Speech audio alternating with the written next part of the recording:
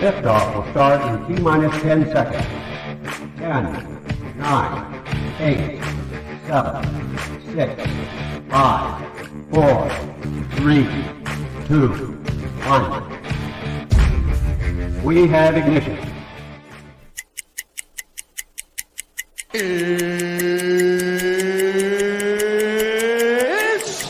time! 17 seconds from Game 7 or from championship number 6. Jordan open. Chicago with the lead. Harper got a piece of it. It comes off. The Chicago Bulls have won their 6th NBA championship. Tying run at second, 2 out. Palmero over the head of Jenks. Uribe charges, throws. Out! And the White Sox have won the World Series. To the far side around the 8-yard line to Hester. Under it and to the middle with the 15 to the 20. Breaks free to the 25 to the 30 to the outside. 40 midfield. 40 30 to the coast. 20 15. Hester 5. Oh! Touchdown!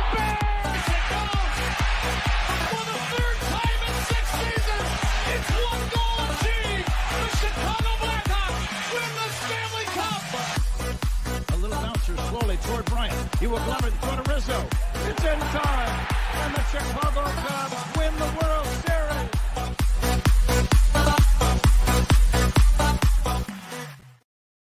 What up, what up, what up? Welcome to Shawn and Maya in the morning on this Hump Day edition.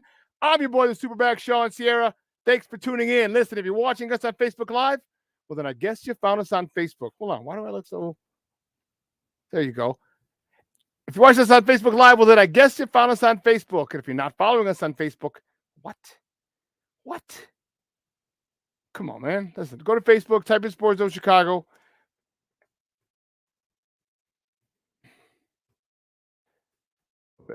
Sorry. Steve-O, make sure you put in that Devin Hester return from the Super Bowl. Yesterday was the anniversary of it. That's what... Just from the beginning of the clip. But anyway. Sorry, where was I? Oh, if you're watching us on our YouTube channel, excellent! And if you're not subscribed to our YouTube channel, for real. All right, listen, go to YouTube, type in Sports Zone Chicago, click the subscribe button, but also click the bell. That's the notification button next to it. That'll let you know anytime a show from Sports Zone Chicago is going live. Get it? Got it? Good. Now, if you're watching this on our mobile app, come on, man. Don't tell me you didn't know we had our mobile app. What? You didn't know. Listen, we have a mobile app. So listen, wherever you get your apps from, it doesn't matter. It doesn't matter where you get your apps from, whether iTunes, Google Play, Amazon, Walmart, Kmart, 7-Eleven, Zayre, Zemsky, Macy, Montgomery Ward, Venture, Woolworth, wherever you get it from. You go there, you type in Sports Zone Chicago, you download it, take us with you on the go. So not only do you get Shawn and Maya in the morning 3 days a week, not only do you get our other live shows throughout the week, not only are they archived there like they are on Facebook and YouTube, but I'll tell you what, we give you a slew, and I mean a slew of articles, thanks to my man Clarence Council III. Big up to Clarence for keeping you abreast of all articles Chicago sports related. And if you're watching us on a Roku channel, yay, I like that kind of party, baby. And if you don't know, you better ask somebody. Sports Zone Chicago, we have our own Roku channel. So if you have a Roku television in the house, do us a favor, do us a solid, yeah? So listen, go there and download Sports Zone Chicago's channel to your television. Right there on the big screen. All right, put it next to Netflix, Hulu, Prime, Max, Disney Plus, Stars. Oh, shoot, today's Chicago Wednesday on NBC. I like it. Anyway, I digress. All right, Paramount Plus, put it right next to there, and you can watch us on the big screen. Hell, we're on the big screen right, Mickey, Ficky, now. Now, you can also tweet the show. You can tweet us at Sports Zone Shy, the CHI at Sports Zone Shy. Now, if you want to follow me, just me. Personally online, you want to know what I did? Let me tell you what I did. You want to know what I did? Here's what I did. I made it nice and easy for you folks. Nice and easy, one handle for Facebook, Twitter, Instagram, Snapchat, and TikTok. All one handle. You see it at the bottom of the screen at the Shawn Sierra. If you want to follow my lovely co-host, Maya Akai, you can follow her on Facebook and Twitter at the Sports Chica. If you want to follow her on Instagram, because you're an IGer and you do it just for the gram, well, just follow her at Maya_Akai. It's MAYA_AKAI. We have a phenomenal show, and we're getting started at the bottom of the hour. So, man, we got to get going.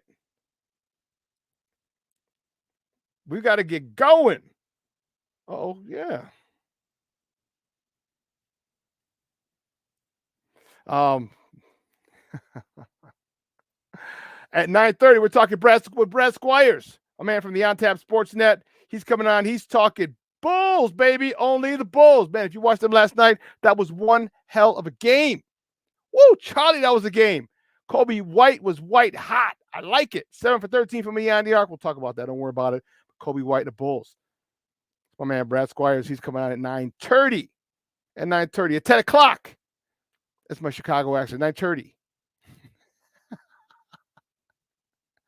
At 10 o'clock, my man, Emilio Bucks. Emilio is going to come on and talk a little White Sox baseball. Why? I have no freaking idea. But we're going to talk White Sox baseball, so it'll be a very short conversation, so don't worry about that. Don't you worry. Don't you worry. It's going to be a very small, short conversation at that. And then at 10:20, because that's how short the White Sox conversation is going to be, our man Lester Wiltfong Jr., editor-in-chief over at Windy City Gridiron, is going to come on and talk. We're going to close out the show talking Bears. We have tons to talk. Woo-wee. Man, I'm telling you. It's going to be. So you know what we got to do, man? We got to get started like right now.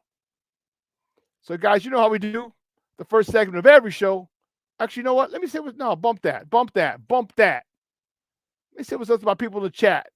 Because this chat is jumping already, baby. People are moving. Levette Lee's in the house. Good morning, Mama. How you doing? Happy hump day. Cornelia Squalls in the Mickey Ficky house. What up, Papa? That's what I'm talking about. Black Diamond in the Mickey Ficky house. What's up, Papa? Good morning. Thanks for tuning in. Brian Hendren in the house. That's what I'm talking about. And my man, Armando Emeterio Lara Jr. Jr.'s in the house. Yay. Man, we jumping. James Ford. He's in the house. Good morning, James. How you doing, Papa? Thank you for tuning in. I appreciate it. Oh, snap. Patty Lara's in the Mickey Ficky house. Yeah. If they're in the house, that means, Jeremiah's in the house.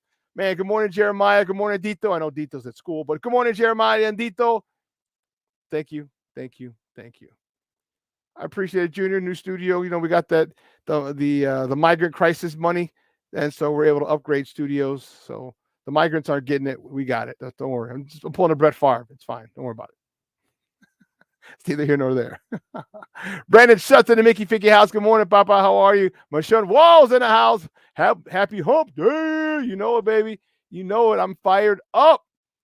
I am fired up. Listen, I don't know a lot about a lot, but I do know this. I do know that more of my sports donors will be checking in as the show goes on. And you know what? I just wanted to say what's up. I wanted everybody to know that, hashtag coaching matters. Coaching matters. So I want people who are talking shit about Justin and, who don't really know nothing. And you got to understand, coaching matters, people. Coaching matters. Ryan, you're a fool. Nice to see the money going to a great cause. Oh man, but let's get it started because we got 20 minutes before my man Brad comes on. We have a lot to talk about so you know how we do, folks.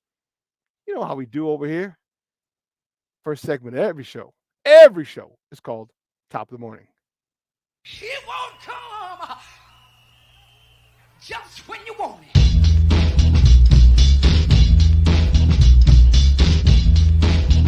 Top of the morning to you.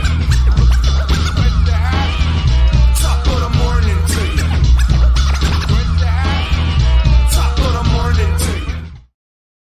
Ooh, the first top of the morning topic. Which way do we go? You know which way we going, man. Stop acting like you don't even know, like you're new. Woo, Charlie, the Bullies, baby. Only the Bulls. Big win yesterday for our Bullies. Big 129-123 overtime victory over the Minnesota Timberwolves. One of the best teams in the West. One of the top teams in the West. All right, let me tell you something. I'm channeling my Fire Marshal Bill. Don't worry about it. That's how fired up I am. I'm on the last day of my 3-day water fast, so I'm a little delirious. Pardon me. Yes, only water is what I've consumed since Monday at midnight. Well, the Bulls beat the T-Wolves 129-123 in overtime. Kobe White hot was just that. 33 points, 5 boards, 7 dimes. He was 7 for 13 from downtown.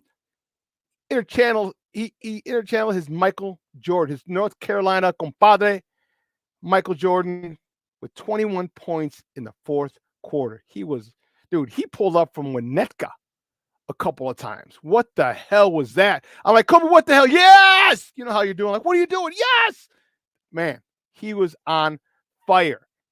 DeMar DeRozan contributed 13 points as well. Vooch, 20. What do you have? 21 points, like 6 rebounds. I forgot to put the 6 in there. My bad. And then Andre Drummond, Mr. Walking double-double, 16 points, 16 grown-ass man rebounds for Andre Drummond yesterday. He was, whoo, man. And they started both of those guys. I like it. I like those two guys in the starting lineup. That works. That, for me, that works. Whew. Check this out. The next top of the morning topic, the Blackhawks. What?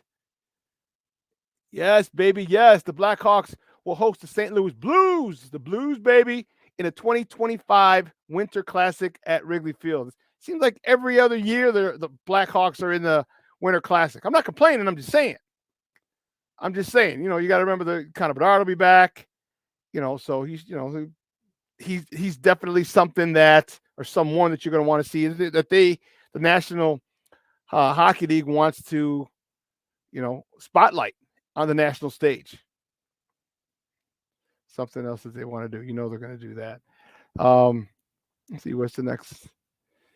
The next top of the morning topic. My man, Devin Hester. According to multiple reports. You saw it in the video. You see it here in a still picture. According to multiple reports, Devin Hester will be inducted into the NFL Hall of Fame on Thursday. It's his third time on the ballot. It's a travesty that he didn't get it on the first time. But you know what? The fact of the matter is he is most likely going to get in on Thursday. It's where he belongs. He should have been there 2 years ago, but that's neither here nor there. He's most likely getting in on Thursday, and he deserves it. When you are the best at what it is that you do in the NFL, you are a first ballot Hall of Famer. Why they did him wrong, I have no idea. But all that should come to an end on Thursday. And this was the most iconic return he had in his career. The first person to return the opening kickoff of a Super Bowl. You heard it, you see it on the intro every morning. It was, and I'm telling you, you remember exactly where the frick you were at when you saw that, because you were going nutso. You were going freaking bonkers, because I was at a basement party in Pilsen, and I think I told you they put the words to bear down, Chicago Bears, around the wall so you could sing it. And it's funny because we didn't know the words, no one knows the words except bear down, bear down, because we didn't know that. So it was funny. So they put it along the wall, and so we're all turning as we're singing, we're reading it as we're going, we're turning around, and that was the purpose. The guy who held the party, he goes, I just wanted everyone to turn around and see how crazy it got after alcohol was involved, and second half and third and fourth quarter, when the Bears scored and they sang that, how sloppy or if anyone would fall. I thought that was funny, but I digress. But yes, Devin Hester should be inducted into the Hall of Fame. Thank goodness. It's a place he deserves to be. The next top of the morning topic, I'm going to bring my man in. My man's in them. He's the co-host, excuse me, of one of the best podcasts here on Sports Zone Chicago. I say it's probably the best. What's up, cuz? He hosts with his cousin, Lance C. Irvin. Here to talk about this next top of the morning topic, my man Jason Palmer. Jason, what's up, Papa? How are you? Oh, Lord, it's a rough time in Chicago sports. Woof, man, oh man, I'm glad you brought up Devin Hester, because that put a smile on my face, because I remember where I was. I was in Miami at a bar on South Beach, in which Chicago Bears fans, for all took over. We kicked out everyone wearing blue and white pulling for Indianapolis. Literally, like, y'all get the hell out of here. This is our bar. It's one of the wildest experiences I've ever had. out of the bar, just commandeered an entire bar on South Beach, kicked them the hell out. And when he returned that opening kick for a touchdown, I have never experienced that type of euphoria and noise in my life. The place was literally shaking. I'll never forget that feeling, man. Oh man, that's beautiful. Dude, it was. And we were in an enclosed area. It was a little crowded. It was kind of crowded, and so it was loud in there. So I can imagine. I can't even imagine how it would be at a bar where the whole place is shaking. Just hundreds of Bears fans. In a bar, people standing up. There's not enough seats for everybody, Shawn. It was just crowd. It was just, hey, we stole a bar. Okay. Dude, that Crazy. is awesome. But the next top of the morning topic, and the reason we brought you on, this hurt. This one hurt me, man. Former WNBA Finals MVP, Kahleah Copper, has been traded to the Phoenix Mercury. They got a couple players. They got the first round, number 3 overall pick this year, but that's the last link. All right, the rebuild is obviously continuing now since they gutted the team before, and she was one of the last starter on the team. Remember, after they won the title, 4 of the 5 starters were gone. They kept her, and she's a bad girl. She is a bad. I mean, hell, you don't win Finals MVP for nothing. It's not like it's a 1-game thing like Tim Smith in the Super Bowl. Right. Finals, a couple of games. All right, and it's gonna hurt us, man. It's gonna hurt us big time, and I don't know how long it's gonna be before the Sky become relevant again in the WNBA title chase again. Yeah, this is disappointing. Let's just be honest. This is a gut punch to Chicago Sky fans. This is a travesty, and you throw this right at the feet of the Chicago Sky ownership. This is mismanagement. This is an act of sports stupidity. This is malfeasance. This is ridiculous, Shawn, and it didn't have to happen. Our guest Annie Constable, who's been on What's Up Cuz a couple of times, and is a beat writer for the Chicago Sun-Times, has called them out on this. I'm calling them out on this. 2021. We're in the middle of the pandemic. The Sky go ahead, they win this title, first one in the franchise history. They really put women's basketball on the map here in Chicago and took it to a new level. The very next year, they do bring most people back and they try to make a run for it. Can't do it. Then last year, Candace Parker departs, quickly retires. Vandersloot goes and plays to New York. So you lose, a big chunk of the team. Yet they still made the playoffs last year. They still made the playoffs, with Copper, with Dana Evans, with some of the other pieces they were able to put together. And they made the playoffs despite James Wade leaving in the middle of the season. Don't get me started on that, bro. Don't get me started. Yeah, I know how you feel about that. So, you still have a chance here to really do something. You can really do something here. And the biggest problem was that the Sky swung and missed in free agency.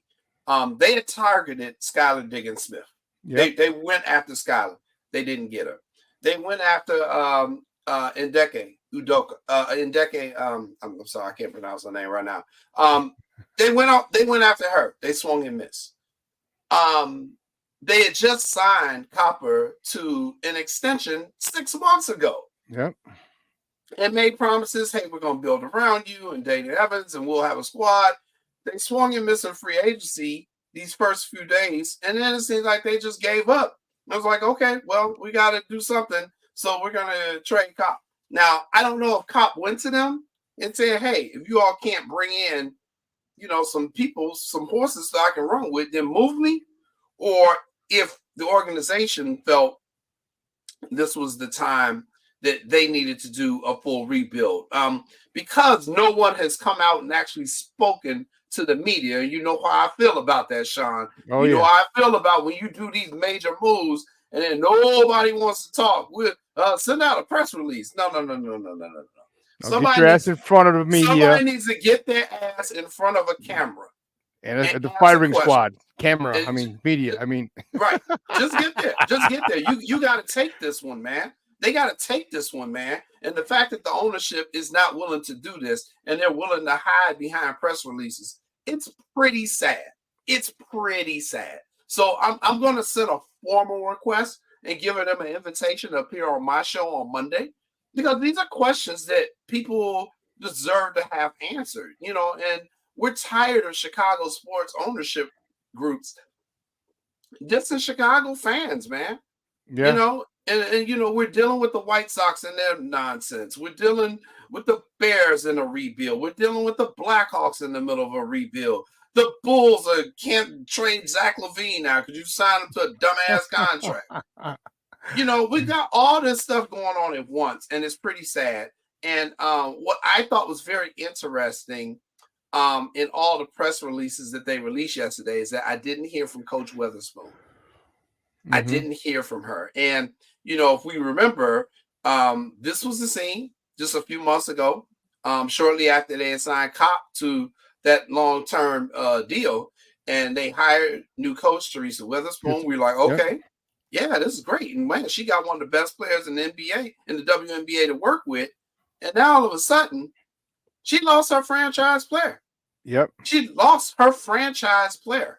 And I'm like, this is a terrible position to put a brand new coach in. And I was very interested to kind of hear what she had to say. And so we do now have a statement from Coach Witherspoon. I'm just going to read it. It's very quick. Says, love the time that we did spend together. Keep that same energy and be you unapologetically. Love, hugs, and respect always. Coach. I don't know, Shawn, if I'm a coach and you tell me and my franchise player is traded before I even get to training camp, and I'm keep it real with you, WNBA coaches ain't making that much money. I wouldn't be surprised if she pulled up. Oh my God, I was just about to say that, Jay. I was just about to say that. Like, I wouldn't be mad if she bounced. Said, you know what? Bump it. I'm out. You know what? I have to focus on my health. I don't feel well. I'm out. Bounce, though. And if she does bounce, that tells us everything we need to know. And so what I'll say is this, as a person who covers the WNBA, what you're seeing now is the players in the WNBA demanding more from their ownership groups. They're demanding better travel. They're demanding better facilities. Accommodations and everything else. And the Sky are not on the top of that list. So when you see all these veterans going to New York, going to Las Vegas, going to Seattle now, Seattle has now got a coup. They're going to places that have the best ownership groups. Yeah. That's where they're going. And so now this one, again, needs to put right at the feet of the Chicago Sky ownership. What are you all going to do? Do you need to sell the team to a person with some money who's willing to put money into it? Money, Jay. They got it. Miss Laura Ricketts is part of the ownership. Dwayne Wade is part of the ownership. We're talking, we're talking a billionaire in Ricketts, and we're talking a multi-millionaire in Dwayne Wade. They should have money. You know what I mean? So the thing is, they got to market these players. And you know what? And one of the things that I have an issue with that I've stated before is all these women's rights groups who complain about the disparity in pay. Mm-hmm. Have you gone to a WNBA game? Have you bought WNBA paraphernalia, jerseys? Okay, if you can find it.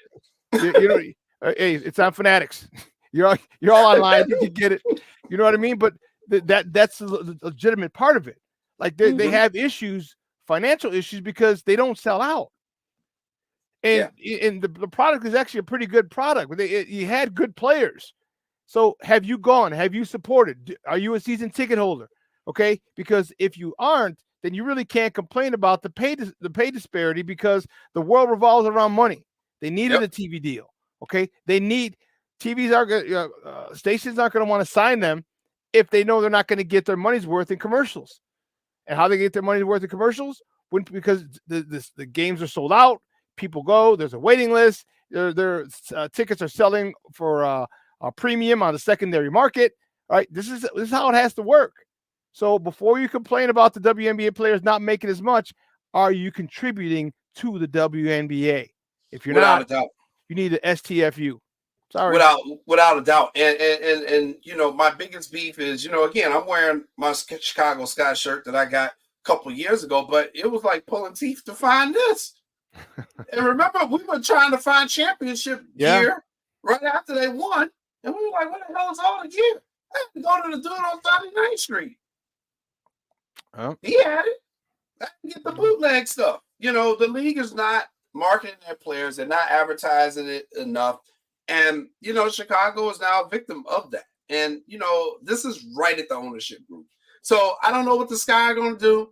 I was really looking forward to them, signing a free agent because the White Sox are going to be terrible. So I guess I'm golfing and spending time with my wife this summer because the sports scene is going to be horrible. The Sky are not going to be good. Now, they do have the number 3 overall pick. And I want to say this real quick before we go to commercial. So you did get the number 3 overall pick. But let's be honest. You needed the number 1 or the number 2 if you want Caitlin Clark or you want Angel Reese. Yeah. So just getting the 3 is just enraging people even more because they're like, okay, if you get the 1, then we're like, okay, we know who you're getting. You're okay, that makes sense. You'll have so now you got 3, so you're just on. I'd rather you got 10. Might as well, yeah. So you're the first loser. If you're at number 3 loser. in this case, you're the first loser, right? Because you can't lose with Caitlin Clark or Angel Reese. You can't. And so now you've really got a problem here. We've got a huge problem here with the Sky. And I hate to say it like this, Shawn, but I got to be honest, man. This could be one of them death blows to a franchise. It really could be because they don't have a solid enough footing yet in Chicago. They were building it. You were building it, but you don't have a solid enough footing where summertime shy, people are going to be like, all right, let me go check out indoors. Right. Indoors to check out exactly. a basketball game, a women's basketball game. You're right, Jay. They started with, remember, Angel Reese, Caitlin Clark, that whole momentum thing and that little rivalry there, and compound that with the Sky winning the title. You know what I'm saying? Those back-to-back years, the Sky and then Clark and Reese. And you're like, oh man! And it was that once at a fever pitch. Like, holy cow! There were tons of young girls groups and girls basketball teams at the finals or the playoffs and the final WNBA finals. It was great. All that momentum for naught. You just killed it. You just killed it. And so we'll see what happens here. The season will begin in May. So they got a couple months to figure this out. I don't know who they're going to draft number 3 or what other moves they can make. But and let's not also forget that Courtney Williams, the point guard, also left. So they're in trouble. The Sky are in serious, serious trouble. And I don't know how they're going to recover from this, but I agree with you. Someone from that ownership needs to sit their ass down in front of a camera and talk to the media. Stop giving us these tweets and press releases and explain to us what the hell just happened. Yeah. Jay, we got to let you go. You see my new shirt? I do. I like it. I like it. I like it. I like it. These are all my Justin Fields haters. I've had quite a people attack me and about him. Like, no, you don't. Scott, coaching is everything. Coaching is everything. You have no idea. Coaching matters. Yeah, it does, especially in football. But anyway, hey, Papa, I appreciate it. Let everyone know where they can find you online and your show. Hey, you can find us Monday nights here on Sports Zone Chicago. We got Shawn Marion coming up this Monday. The Matrix, Chicago native Shawn Marion is coming on What's Up Cuz this Monday night. And you can check us out online at Jay Coyden. You can follow me online on Twitter. Say what's up to my guy Bucks for me. We'll do, baby. Later.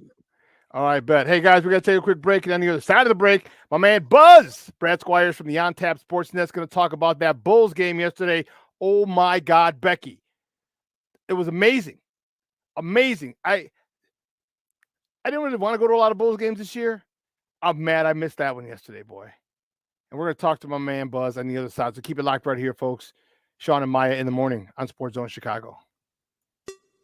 Hey, it's your boy, the Superback, Shawn Sierra, and be sure to follow Sports Zone Chicago on all social media platforms, on Facebook, Instagram, and our Roku channel. You can find us at Sports Zone Chicago, and on Twitter, we are at Sports Zone Shy. Also, be sure to download our mobile app so you can take Sports Zone Chicago with you on the go. Time out. How are you feeling right now? Happy? Excited? Angry? Overwhelmed? One of the best things you can do for your mind health is to name what you're feeling. It can sharpen your awareness and help you talk about your feelings with someone you trust.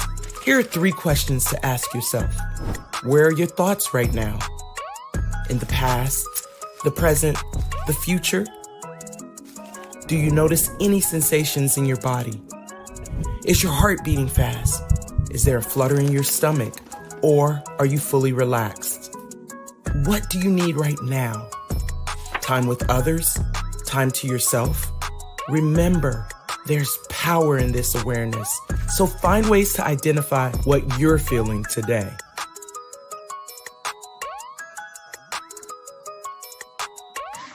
Hi, guys. Hey. Hi, Megan. Hey, Jessica. Megan, you're a tramp. Ryan Fitch told me you guys made out.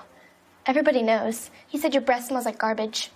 And he almost puked. He says you're the most desperate girl he knows, besides your mom. How many boyfriends does she have anyway? Lots? Your makeup makes you look like a clown.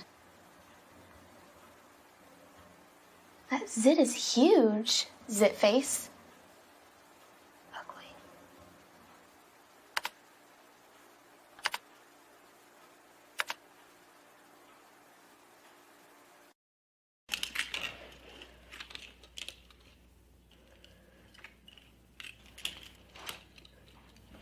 Hey, bud, what you doing? I'm playing with cars. Cars? Can you show me what a car does?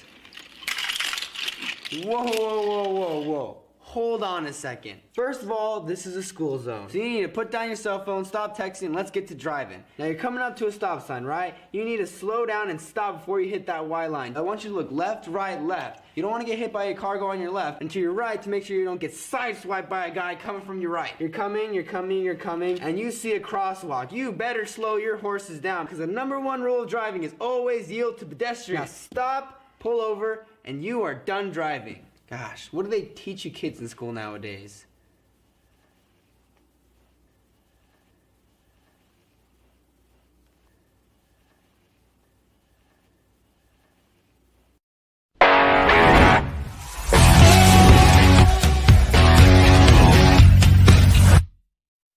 Seven to shoot. Drummond in traffic. Got to go. All day. No. Punched out by Gobert. It was kicked into the front court by Anderson. Caruso rejoined the play. Got it to Ida for a chance at 3.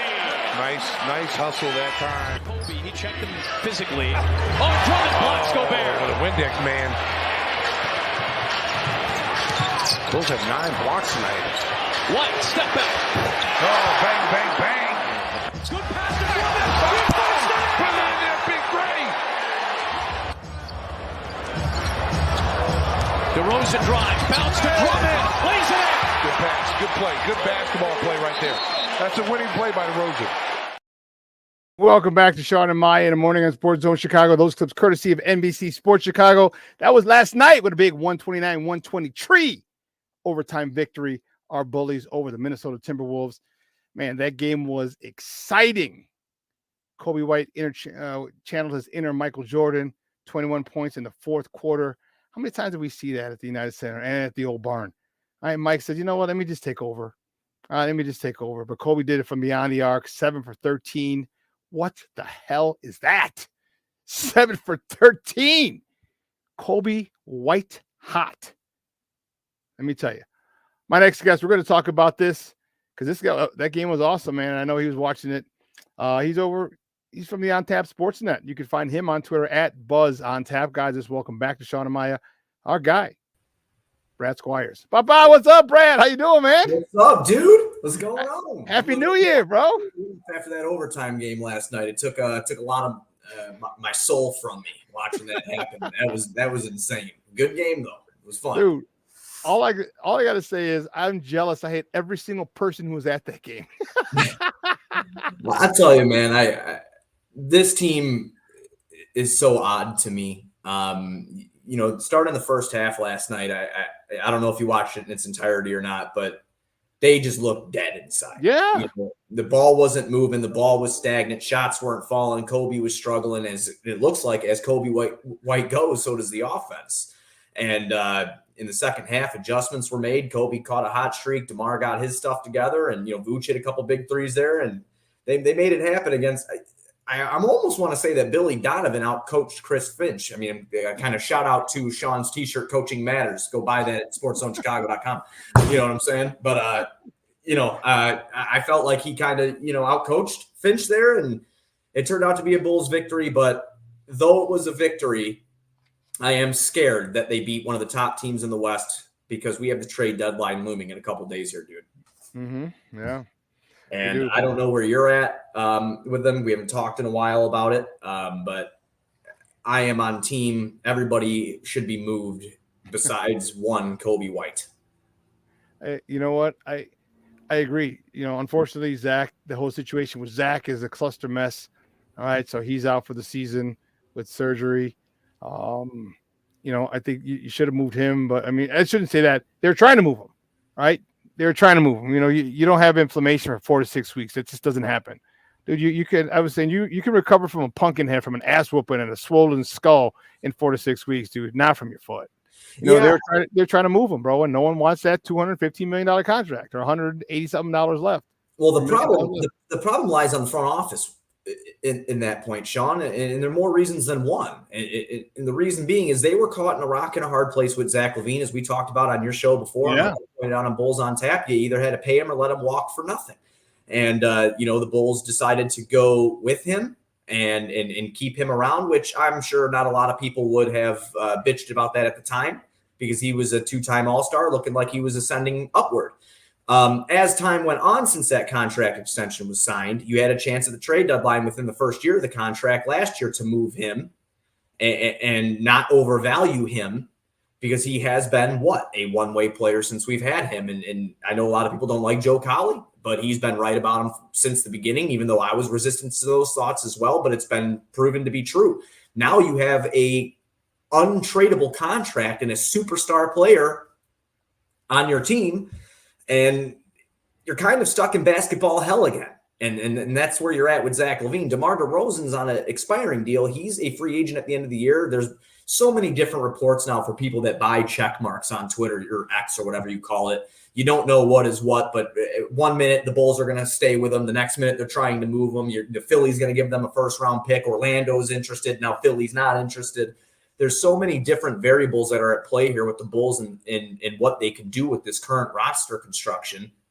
At this point, it's got to be a fire sale. And the reason I say that is you are watching the ascension over the last 20 games. I pulled this up before I came on. Over the last 20 games, Shawn, Kobe White is averaging 22.3 points, 5.6 boards, and 5.5 assists in 20 games. That's just climbing up. It's just climbing up because he's scoring a lot. He's shooting at high percentages. You have a diamond in the rough that you could take pride in as an organization, that you've helped develop him into what he's becoming. I'm sure a lot of that is on his own accord as well, but you have a piece there. You have a couple of young pieces. I'm not ready to say anything positive about Patrick Williams being a future piece for the team, but there are some things there that can get you into a position to get into the draft, because there are no assets to trade right now. And you don't want to give away Kobe White on an $11 million contract over the next 3 years. Mm-hmm. You just don't.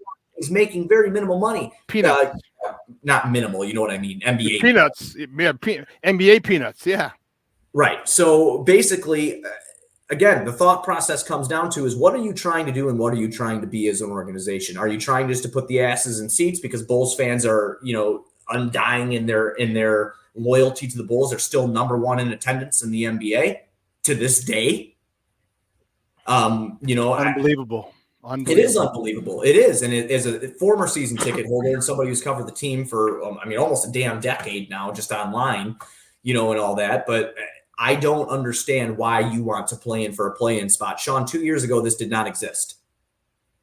This was your out of the playoffs. This was a monumental failure if you're going to be a 9 seed. And they're just having trouble holding on to that. They're 3 games below 500. We get good victories here and there, and we get some times to celebrate. But at the end of the day, there's 3 people that need to be moved at this deadline because Zach is immovable, as you pointed out. It's got to be Drummond, Caruso, and DeRozan. And I hate that because I don't want to lose Caruso. I really love DeMar DeRozan. He has been my favorite Chicago Bulls signing of the 2000s. I can't think of anybody better. Maybe Pau Gasol for those couple years that he was here. Maybe. But DeMar DeRozan's made himself an all-NBA player, a 2-time All-Star in 3 years here in Chicago. It sucks that this has come down to this because they're not competitive. So they need to recoup any assets they possibly can. They don't have any second-round picks until 2028. They have this year's first-round pick. They were supposed to have Portland's, but Portland's going into the lottery if you watch. So they're not getting that pick. 2025, it's going to the Spurs. Unless you're deep in the lottery, you have to be in the lottery to get your pick because it's a lottery protected pick, and that was from the DeRozan deal. So the Bulls have a lot of hard decisions looming and not a lot of time to make them. Guys, we're joined by Brad Squires from the On Tap Sports Net talking Chicago Bulls basketball here on Shawn and Maya in the morning on Sports Zone Chicago. Yeah, it's frustrating, man. You get wins like that, like we had last night, and yeah, it's rocking and rolling, but it's putting lipstick on a pig, and it's happy. It's good for one night, and we're all fired up. I'm screaming my freaking head off. I'm screaming over it. My mom was screaming. She's like, woohoo! I was like, that. It was awesome watching the game yesterday. But then you realize the reality of the situation. It's just a cluster mess. You talked about it, So do you let DeMar go for free? Are you trying to trade him? Does anyone want to say, hey, let me take this expiring contract? And it's just frustrating. And to me, not the most important, but one of the biggest things is Caruso. I love this kid. As soon as they got him, my cousin who lives out in LA called me and he cussed me out. He goes, "You son of a bitch." I'm like, what? I didn't even know that. He goes, "You guys signed Alex Caruso." I'm like, and he's like, just watch him a couple games and you'll see why LeBron was pissed that he's not here. I'm like, all right, Steph. All right. And watched him. I was like, okay. He's not going to put up 50. He's not going to give you 30 rebounds, but this dude does every small little thing that you need. Phenomenal defense. I was like, okay. And now we got to get rid of we should get rid of him because there's a lot of people that want him. And that's the thing, Shawn, is like when you have a winning formula, Alex Caruso is like the key glue piece to come off your bench. Even if you get some spot starts here and there, you know how that goes if you're going to play some matchups. Yeah. We saw it llast night with Drummond starting next to Vooch. That can't happen often because he's not going to be playing Rudy Gobert, a guy who lives in the paint every game.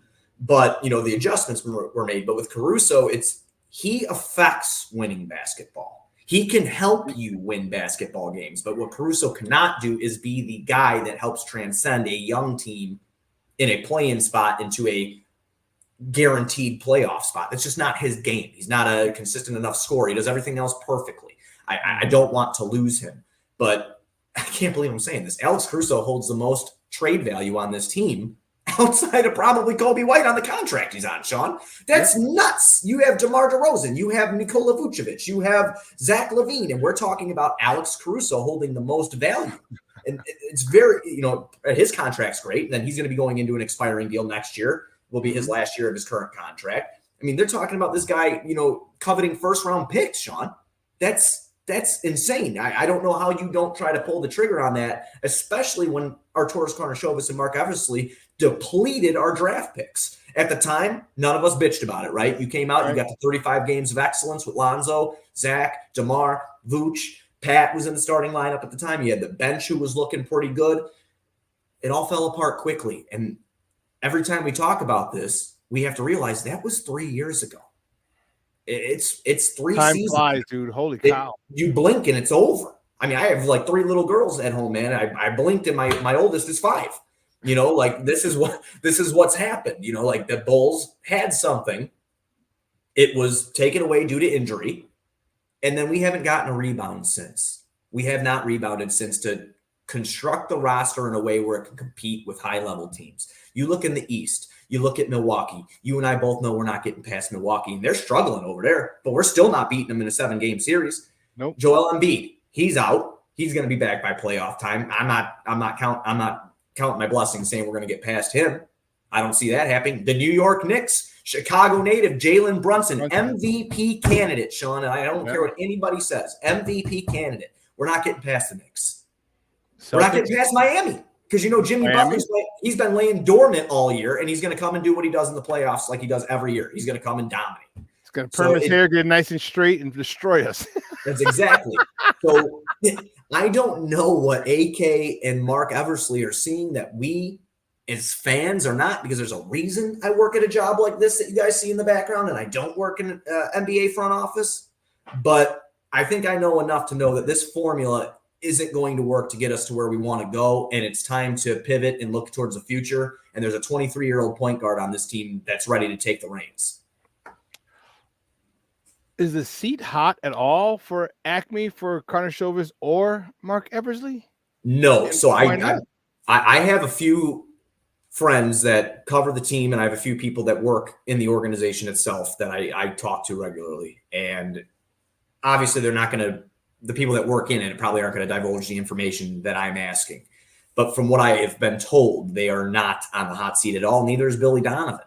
And, a lot of people don't like that about Bill. A lot of people have turned on Billy D. But if you look at the roster construction, what do you want him to do? He doesn't have a true power forward on the team outside of Torrey Craig. And listen, that's another guy. You put him on a winning team, he'll play you a little defense, he'll come off the bench, he'll give you 15 strong minutes, and that's it. This guy shouldn't be playing 25 to 30 minutes. He should not do it. Just should not. Billy has received a roster that has been injured since he's pretty much gotten here. Not really well put together, besides when they were all healthy. Mm-hmm. And I get being under 500 and wanting to put the coach on the hot seat, but there's only a couple guys. I mean, there's not even 4 people on this team that are in the constant rotation that are averaging over 10 points a game. Shawn, it's DeMar at 22.3 points per game.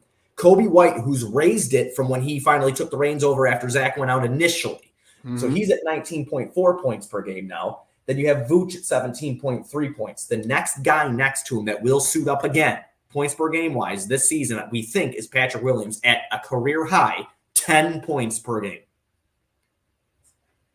You don't have enough shot creators. You don't have enough 3-point shooters. You don't have enough people that play within the offense that Billy Donovan has brought into the NBA, that he has brought from Florida and rebuilt it to fit the NBA game.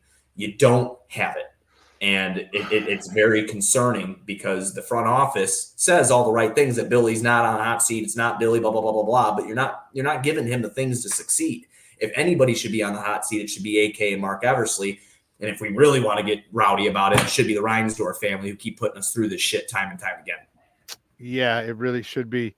And that's the thing is, they're not on the hot seat. The roster construction has been horrible. The depth in this team is horrible. It's and the only thing is, it's so evident. As long as you win a couple games like last night, and people get excited, people are going to still want to go. You talked about how they're still up there in attendance, and this is if you're a businessman, hey, it's great. It's a great maneuver. I mean, beside the big contract from Zach, there's really no huge contracts. You know what I mean? Maybe Lonzo Ball's, but you're not. Well, you're nowhere near expiring at the end of next year. Yeah, and you're nowhere near the luxury tax, so it's not. It's a darn shame what they're doing to the fans, to this organization, and they fall. You talk about a fall from glory. It's been, we were excited with Derrick Rose and that whole thing, and that never. We got to the Eastern Conference Finals, and that was it. And never once. If I'm not mistaken, just once and never returned again. So there's players in the 2024 NBA draft, because me, I'm a college ball junkie. That's my vice. I've been watching a ton of it. I really enjoy ESPN Plus because you get the G League games now. You get to watch the Ignite play, and a lot of kids are going over there and taking that opportunity. Mm-hmm. You have some players coming out in 2024 that I'm not sure if they're going to be transcendent talents, but if you can get yourself there to get one of them that can become a key rotation piece, and then get yourself into 2025, get yourself up there in 2025. There are some players coming out in 2025, Shawn, notably Cooper Flagg. He's committed to Duke. this kid could be, one of these unicorns that we're starting to see. I'm not going to say he's up on a Victor Wembanyama level or anything like that, but he could be on a Chet Holmgren level. He's a big, he could shoot, he can get into the paint, he can do the thing. He's one of those newbies that are coming out, the new style of NBA player. And when you see things like that, you look at how the NBA is currently constructed now. Free agency used to be a huge deal, dude. It used to be a huge deal in the NBA, but we've noticed over the last couple of years, how are these superstars getting moved, Shawn? They're getting moved by being traded. And then they're signing extensions. That's how they're being moved. So free agency's out the window. Plus, we were never a free agent destination for the most part anyway. Nope. So you have that to take into consideration. Now, if you can't trade because you don't really hold any assets that are tradable to bring you somebody in that can help you, maybe some picks like Caruso for some picks, Drummond for some second-round picks, maybe a protected first from a playoff team if you could get it. Same with DeRozan. But now you got to try to get picks so you can get into the draft. So you can't trade. You don't have free agency. It only seems like you have one more lane to choose, and that's the draft. So why are we trying to remain competitive until the last moment? Until the last moment. We should have been having these guys gone. Yeah. It should have happened that way. And I know it sounds so negative, and for the people that are listening, I'm so sorry I came out and probably ruined your fucking Wednesday morning. I didn't mean to do it. I didn't want to do that, but it's just it's so puzzling to me to look at the construction and have somebody oversee it and say, yeah, this looks good. It just doesn't make sense to me. It really doesn't. It's the cool part about it is I guess really the only cool part about it is just the maturity and the growth of Kobe. Yes. That dude's got balls of steel. Like a couple of it were like 26, 28 feet. I was like, damn. He shot a couple from Winnetka. I was like, damn, Kobe. And it's great to see his development. Now we need another person. We need more people. Man, can you imagine if P. Will had the development that Kobe's had? And and they're both freshmen, who came out, so they're both young at 19 years old. But Kobe's, I had Darnell Mayberry on last week, and he was just saying like Kobe's work ethic is crazy. But we see Patrick Williams' work ethic is crazy in the offseason. But why hasn't it transferred to Patrick, but it's transferred to Kobe? I have no idea. Kobe was drafted in 2019. It was 2017 was Lowry, 2018 was Wendell, 2019 was Kobe, 2020 was Patrick Williams. I don't have any excuses for Patrick Williams on why he has not transcended. Look, the physical raw talent is there. We know the kid can pull up. He could pull up in the midi. And he just rises above. He's able to hit mid-range shots. He could shoot the three at a high clip on, pretty decent attempts. It comes down in between the ears for Patrick Williams. He needs to realize that you don't have to be this guy that stands in the corner because there are vets here. Because newsflash, one of the vets here in Zach LaVine has one of the worst winning percentages in NBA history. So let's just take that. Yes, have the cards he's been dealt suck? Going to Minnesota and then a rebuilding Chicago Bulls team? Sure, of course. But he's a Monte Ellis. I said this 2 years ago on Twitter and was completely roasted about it. He's an empty calorie scorer. He got himself into the All-Star game, but he also had two All-Stars, one, and then a former All-Star alongside of him to do it. You know what I mean? I mean, Patrick Williams needs to realize, like, okay, this team, whatever we're doing now is not working, and I'm watching Kobe cook. Let me take some pressure off Kobe and see if I could do the same thing. He needs to work on his handles. Those are still not crisp yet. He has a lot of work to do, but from everything that we have read and everything that we've seen from Patrick Williams, he does take his craft seriously. He does travel in the offseason to work with teammates, and he tries to be the best player that he can be. He needs to put it between the ears and know that he can do it. That's my assessment. Now, he could tell me to F off, and I'm completely wrong. But, that's my assessment from the outside looking in. Kobe White's ascension, look, his rookie year when he came out, he was doing some shit. Kobe White was doing things. We saw it in his first 2 years in the league. We knew he was a microwave. He can get hot quick. He could score quick. Then you had the questions, can he be the point guard of the future because he looks only to score? Well, he worked on that. So all those people that said he couldn't be a point guard are now eating their words because he can be a point guard, and he's showing you that he could do it. Put the people around him that he needs, shooters and probably a good pick and pop big. And I think you'll be in good shape with him. I hope so, because I love watching him play. He's just exciting. You saw yesterday after the game, his teammates were crazy, interrupting the interview with Casey Johnson and, just celebrating him. You know, and you know, in case he wanted, you know, ask him, and he was like, "Yeah, I don't want to talk about me." Like, I love that. You know what I mean? Yeah. I love his and the resiliency. I mean, how many times did they try to trade? You know, Kobe White. He's been in rumors for 2 years. And he's, you know what? The thing is, he put his head down. He went to work, went to practice, and Darnell was saying, like, man, he goes, he'll be there late night. He'll be there at the Advocate Center overnight. Him and his brother, I believe he said, you know, shooting.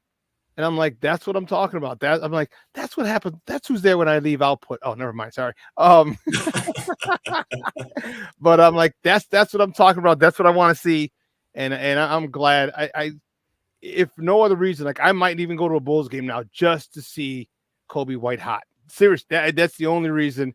And I don't care if I want to see him pull up from Winnetka again. Oh, absolutely. You know, and again, it's splash. There was Steph Curry range last night. Yeah. Oh, hell yeah.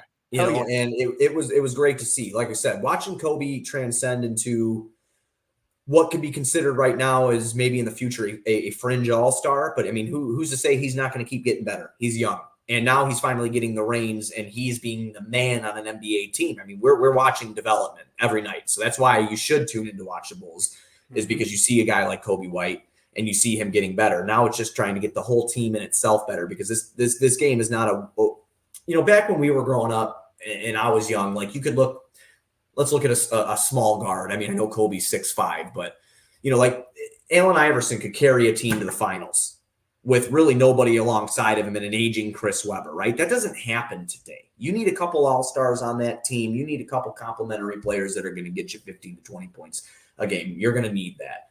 Kobe doesn't have that right now. He has as much as I love DeMar, when DeMar gets into his spots, and you can use overtime as last night when Kobe White really didn't get that ball after he brought us back from the dead. It becomes a ball stopper because DeMar doesn't play within that offense. It goes in, and people can say, oh, it's not ISO. They're setting up, picks on the side, or they got a floppy running on the side. No, they don't. The defense knows immediately. Tell me you've never played basketball without telling me you ever played basketball. He gets into these situations where, what does DeMar do? He brings the big up. He looks for the screen and the switch. And then he gets into the mid-range game while everybody does what? Stands.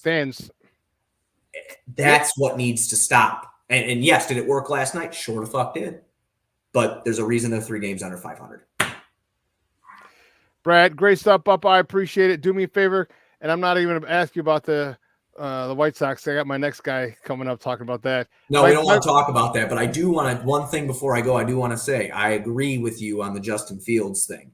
The hatred that kid is getting right now is unbelievable. Chicago Bears fans should be ashamed of themselves, just like they should have been ashamed of themselves when they did it to Cutler. You can't succeed in the NFL if you have 4 different offensive coordinators and 2 different head coaches in whatever year, in 3 years. You just can't. It's not fair. He has to keep learning a new system.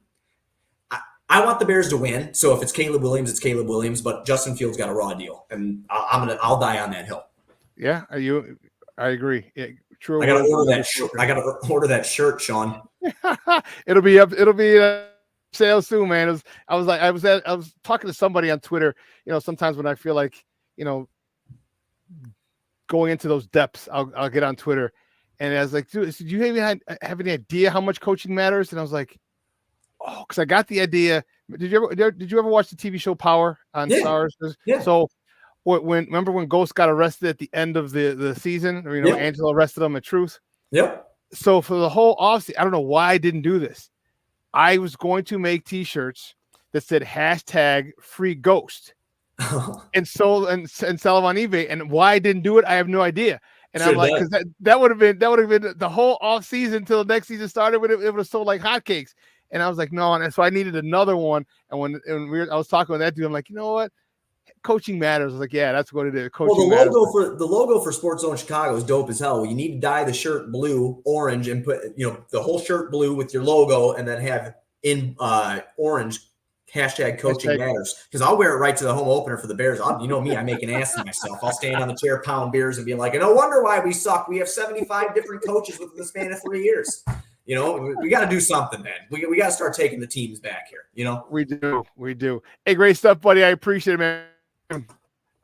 Yeah, absolutely, man. You guys can find me on Twitter at BuzzOnTap, OnTap Sportsnet. You all know where to find me if you watch the show. Have a good one, bro. All right, buddy. Guys, that's Brad Squires from the On Tap Sports Net talking Bulls basketball. We're going to take a quick break, and then go to the side of the break. We're going to talk about the other Reinsdorf team. And it won't be a long conversation because there ain't shit to talk about with these guys. My guys in the chat, Hirsch, he texted me yesterday in a group text like, "Oh, I have your opening day tickets." I'm like, it's just X amount of dollars for the opening day ticket and this and this. I'm like, "No, I just want to go to the tailgate." He's like, "I'm not having a tailgate." I'm like, "What?" I'm like, "I'm not giving that Mother Hubbard money. I told you what I was going to do. I was going to park at the Mariano's right by 33rd, okay, in Ashland, walk to 35th, hop the bus, join the tailgate, drink my face off, hop the bus, or go to Cork and Carries at the park, or Turtles right there at 33rd across the park, across Armour Park, and then go back. I wasn't going to the game. I'm not spending $8 for a pop. All right, $7 for a slice of pizza, not for the product he's putting out. And he's not having a tailgate. I was like, no. And apparently a lot of people that I know who were doing tailgates before aren't having tailgates. I'm not giving that joker money. So I may go to 3 games this year, maybe. But me and my next guest are going to talk about it. So don't go anywhere. My man Emilio Bucks from the Plunked podcast is going to join us. So keep it locked right here, folks. Shawn and Maya in the morning on Sports Zone Chicago.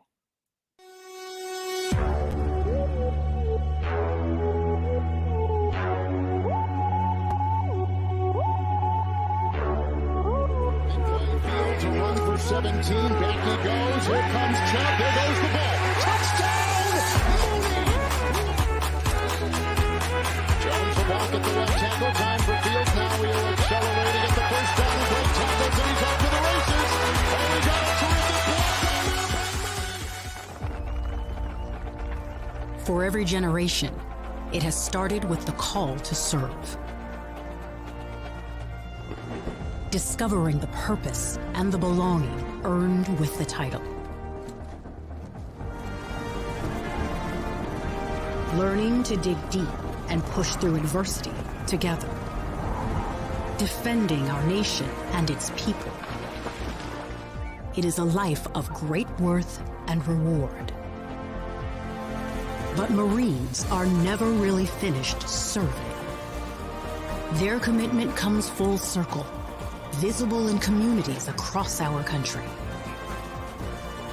This is Semper Fidelis, always faithful, always Marine, marking a path for the next generation.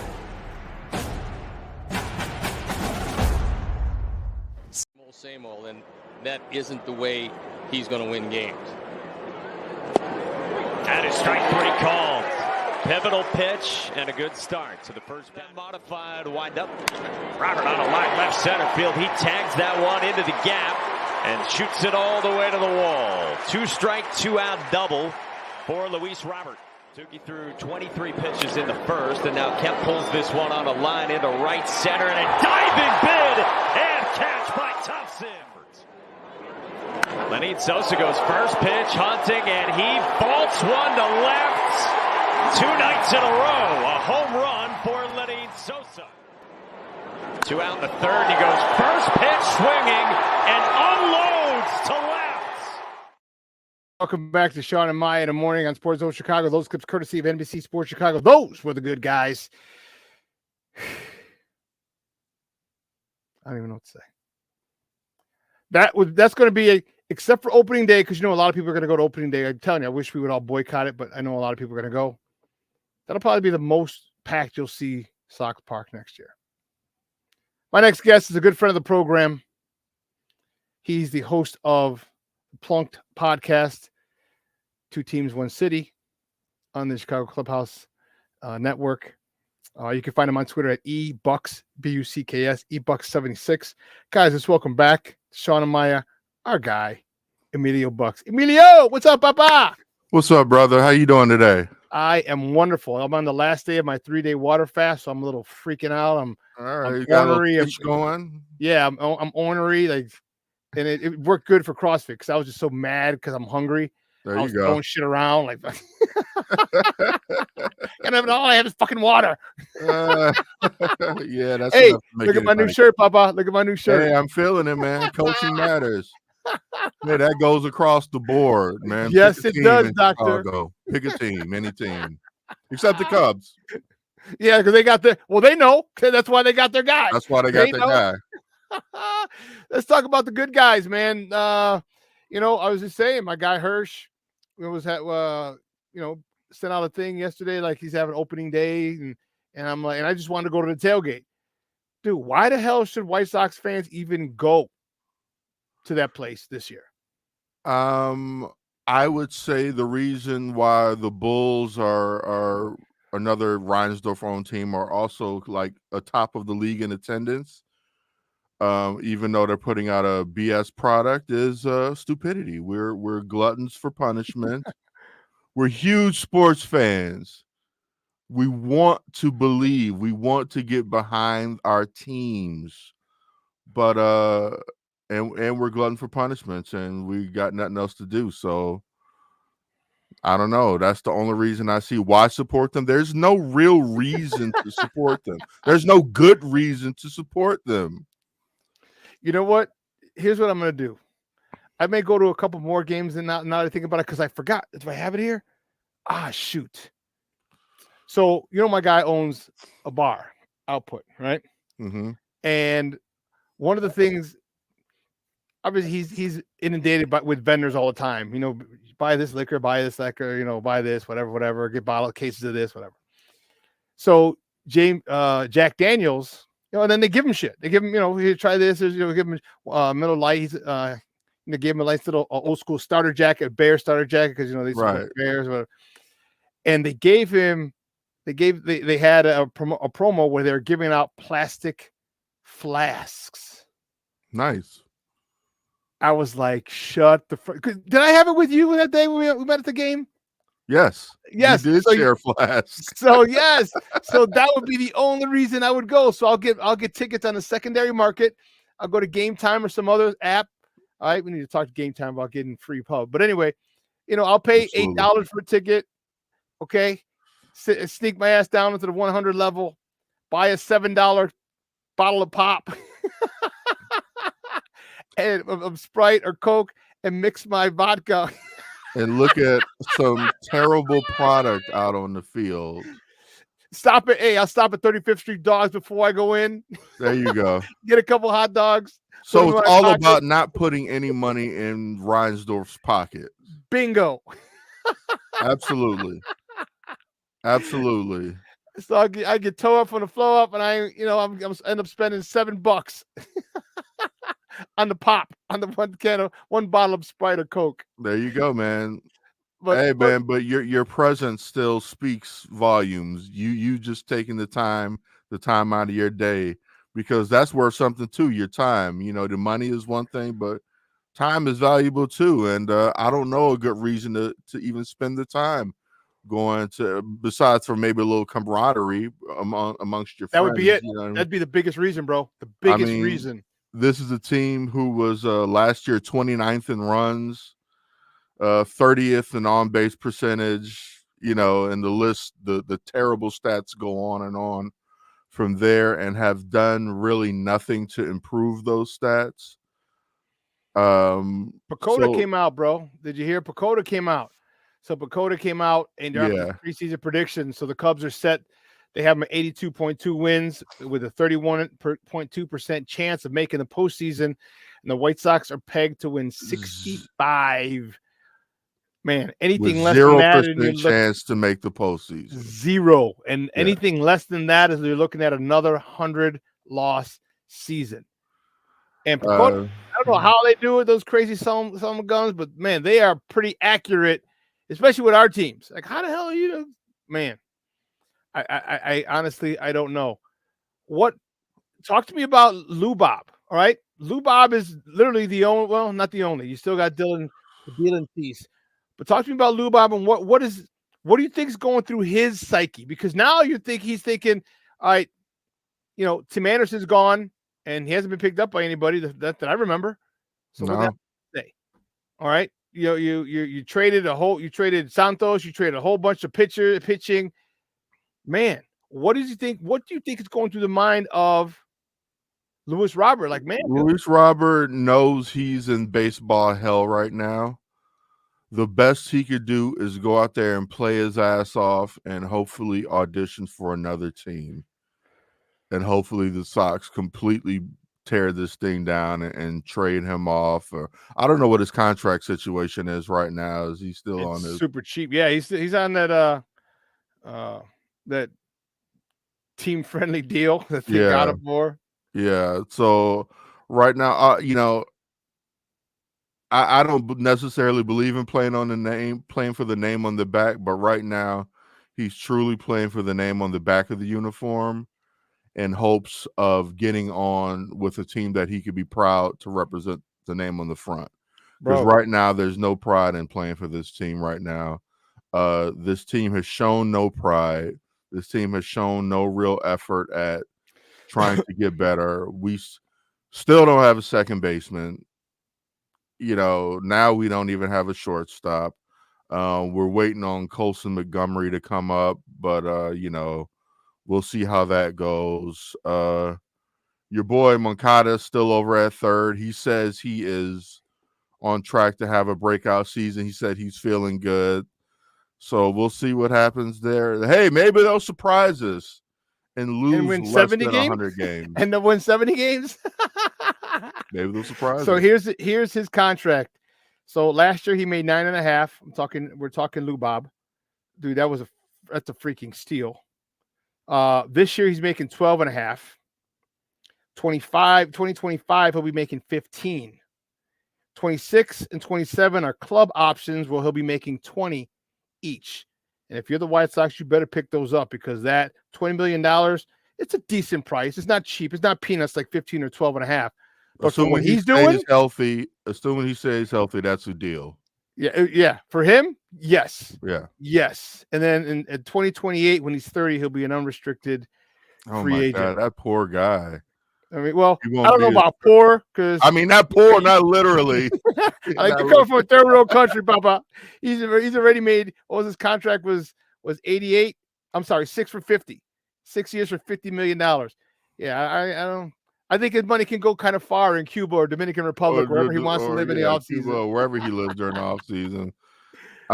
I spoke, bite my tongue about poor guy. He's definitely not a poor guy or poor man. But a guy wants to win games. You know what I mean? When it comes down to it, we know these guys are competitors. They're the ultimate competitors, which is why they're playing at such a high level in the majors now. And these guys want to win. And dare I say, money isn't everything. It's a lot, especially to those who don't have any. But the guy wants to win, and he's not set up to win for the next number of years. The Sox have him locked in for at least another 2 years. And 4 because they can option those. Oh yeah, so what the unrestricted free agency doesn't kick in until when? 28. Oh, jeez. Yeah, when he's 30. So that's 30. That's unfortunate. That's he's 26 this year, 12.5 million. He'll be 27 next year for 15, and 26 and 27. Those are the club option years at 20 apiece, 20 each year. And then in 2028, when he's 30, he'll be an unrestricted free agent. That's a shame. But so what about? And so he's one of the superstars that you can go see, definitely go see, and hope he parks one in the fundamentals deck up there. But what about Dylan Cease? All right, they thought they're going to move him. They talked about moving him. Are they still going to move him? And if so, where? Is there a chance he can go back to where he came from on the north side? I think as long as he stays here with the Sox, his value is going to lessen. Just that stink is going to stay with him. And we've seen a guy in Dylan Cease who kind of seemed like he pitched up to kind of the expectations of the team last year. Like he had a kind of a down year last year, as did the entire team. I don't know if they're going to move him. I think they kind of miss their peak value of moving him. Mm-hmm. And so now, but just like the White Sox or any Chicago team, they still find him more valuable than the rest of the league finds him. And so they're probably asking, an unreasonable price for him, which is why he hasn't been moved thus far. I would only imagine the only reason he hasn't been moved thus far is because they're asking too much for him. And yeah, is he a reason to go out and see? Yeah, like every fifth game, possibly. We gotta monitor. When did he pitch? Okay, yeah, exactly. Circle. As long as no one gets hurt. Okay, this game. When is Dylan pitching and is Lou Bob playing? So that's very few interesting games that we're looking at for this Sox team coming up this year. And I don't know, like I haven't been this down on the team since I can't remember being this down. We've been through some stinky years, but I don't remember being this down on the team and just kind of disgusted and then all of this talk about moving to a different location, and it's like, just build a team. You know what I mean? Don't worry about the stadium. That'll come after if you build a team. If you build a team, people will come down to 35th. Yes, they will. The people will come down to 35th if you build a team, and they're doing things, putting the carriage before the horse as usual and doing things backwards. I don't know what else to say, Shawn. Guys, we're joined by Emilio Bucks from the Plunked Podcast, talking White Sox baseball here. Why? We don't know. But we're talking White Sox baseball here on Shawn and Maya in the morning on Sports Zone Chicago. You know what it is? I hadn't talked to my guy. So I'm like, let me get him on, and we'll talk a little White Sox. Hey, it's always good to be here talking with you, brother. So you know what I mean? Even if we don't have anything good to say. I appreciate it. But you know what? Here's the funny thing. There's still talent on this team. Yeah, because there's still talent on this team. Bingo. That was it's a great minds think alike. You go, boy. What happens with Eloy? What do you expect from him? Like he's gonna DH. I know he wants to play. I still want to play Leo Dom. Keep your ass on the bench, come off every 2.5, 3 innings, all right? The bat. But what do you expect from him? Because like for me, Emilio, everything is here. Everything is here with all these guys. Everything with Yo-Yo, with Eloy, with Lou Bob.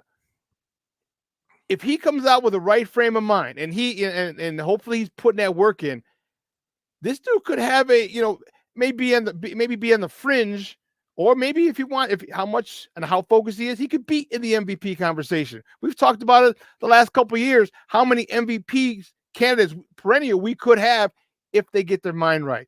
Where do you think Eloy is going to be this season mentally? Mentally, he's kind of immature, so I think he's just gonna have fun like he always does. I don't think he's gonna take any of this overly serious because he's not an overly serious guy.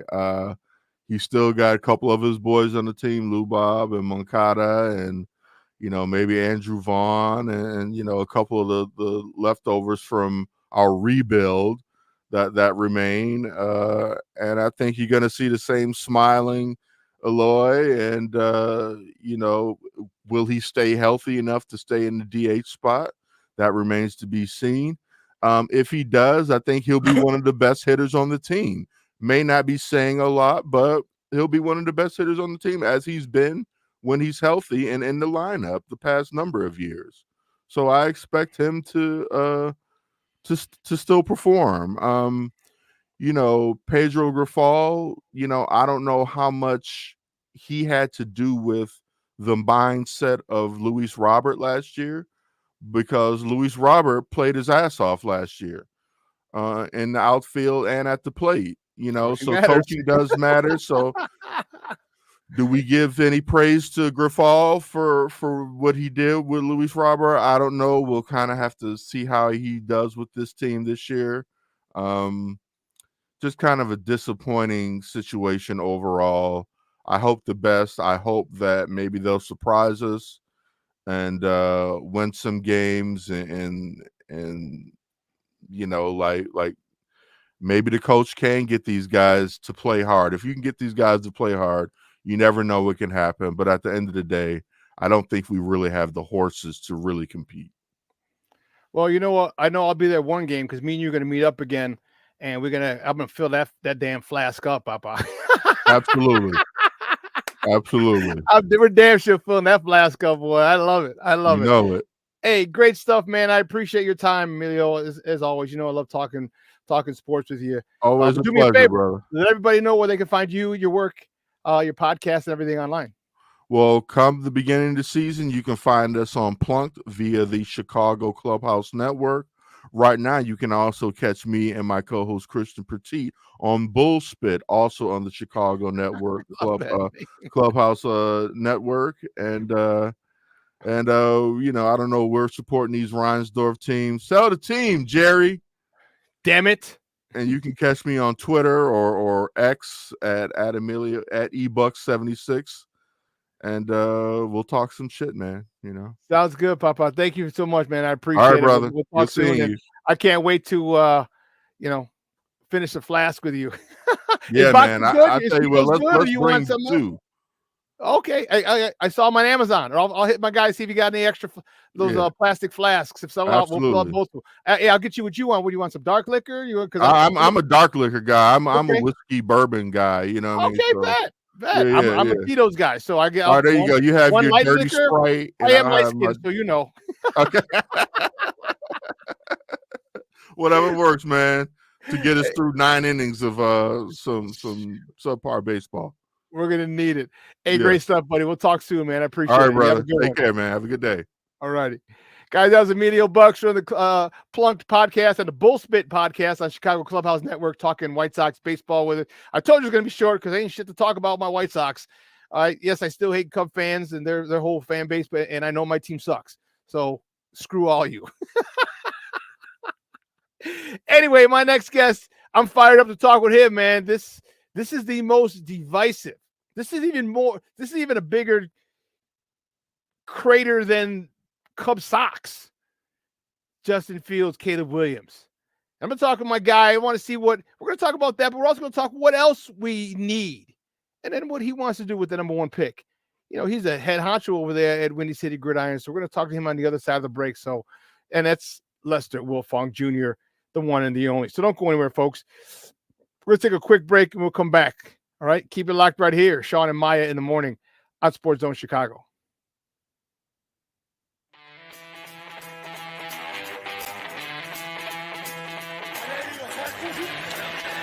Off the fake. Fields against the grain. Finds Jesse James. Field. With time. Delivers down the field.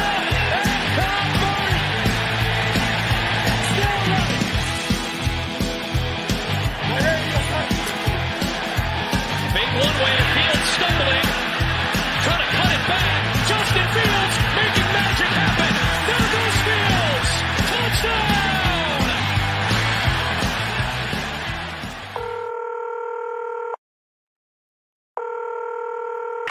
911, operator 901. Where's the emergency? 127 Brynmere. Okay, what's going on there? I'd like to order a pizza for delivery. Ma'am, you've reached 911. This is an emergency line. Large with half pepperoni, half mushroom. You know you've called 911. This is an emergency line. Do you know how long it'll be? Okay, ma'am, is everything okay over there? Do you have an emergency or not? Yes.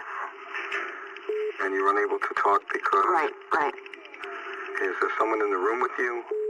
Just say yes or no. Yes. Okay, it looks like I have an officer about a mile from your location. Are there any weapons in your house? No.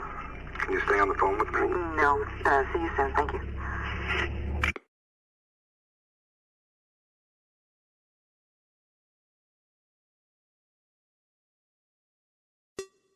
Hey, it's your boy, the SuperBack, Shawn Sierra, and be sure to follow Sports Zone Chicago on all social media platforms, on Facebook, Instagram, and our Roku channel. You can find us at Sports Zone Chicago, and on Twitter, we are at Sports Zone Shy. Also, be sure to download our mobile app so you can take Sports Zone Chicago with you on the go. When I'm flying, I put my helmet on, my visor down, my mask up. You don't know who I am. Whether I'm African American, Asian American, Hispanic, white, male or female. You just know I'm an American airman. kicking your butt.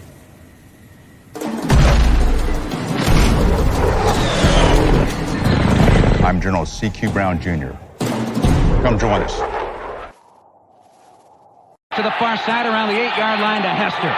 Under it and to the middle with the 15 to the 20. Breaks free of the 25 to the 30. To the outside. 40. Midfield. 40. 30 to the coast. 20. 15. Hester 5. Touchdown Bears! Welcome back to Shawn and Maya in the morning on Sports Zone Chicago. Those clips courtesy of CBS.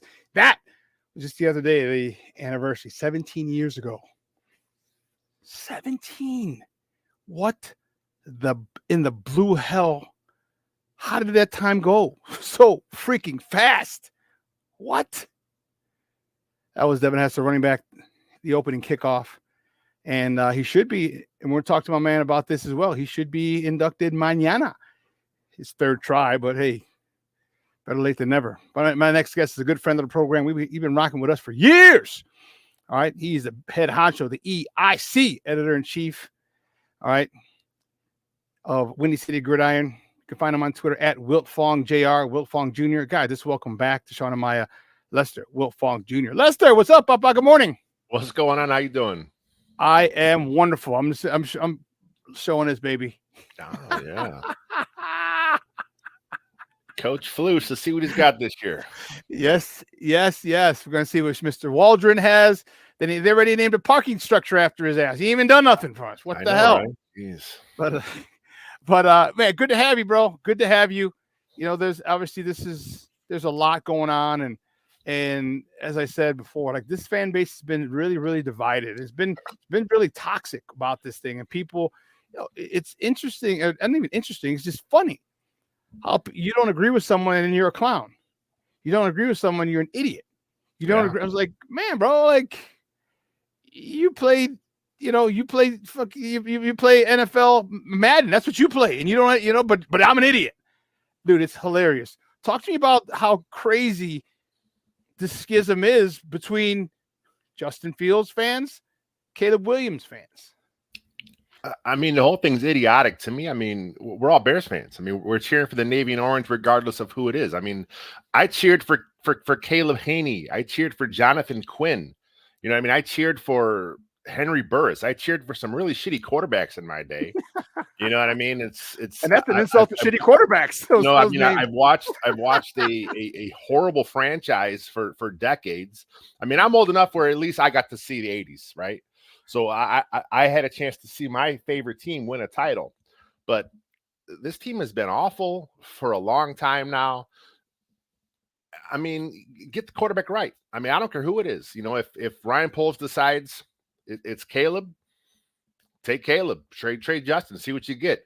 If he decides to go the other way, fine. I mean, there's paths here to go, but you talk about the toxicity on social media. It's like some people are so dug in where it's like they're inventing things to criticize the other guy. It's like, dude, just what are we doing here? Then if someone says, "Hell, I think they're going to do this," you're an idiot, like you said. It's like, okay, whatever, dude. I just stay out of it, man. It's gonna what'll happen will happen. I'm gonna cheer for them either way. I mean, I believe I have my thoughts of what I think will happen. If it does, it does. If it doesn't, it doesn't. It doesn't matter to me. It's the Bears. Yeah, it is, and you know what? I'm looking forward to it. And you know, everything we give is speculation because we don't know. I mean, I'm waiting for Ryan Poles to call me back. He's supposed to call me back in a little bit, right. But you know, when he calls you back, and then I'll let you guys know what he says. So, but I'll just wait until he calls us back. But I will tell you, man, some people are dug in so hard. If it doesn't go their way, backtrack in the city all over social media. There's guys that are like, you're a moron if you think this. Now, what happens if you're wrong, man? Yeah, I mean, it's and who's a moron?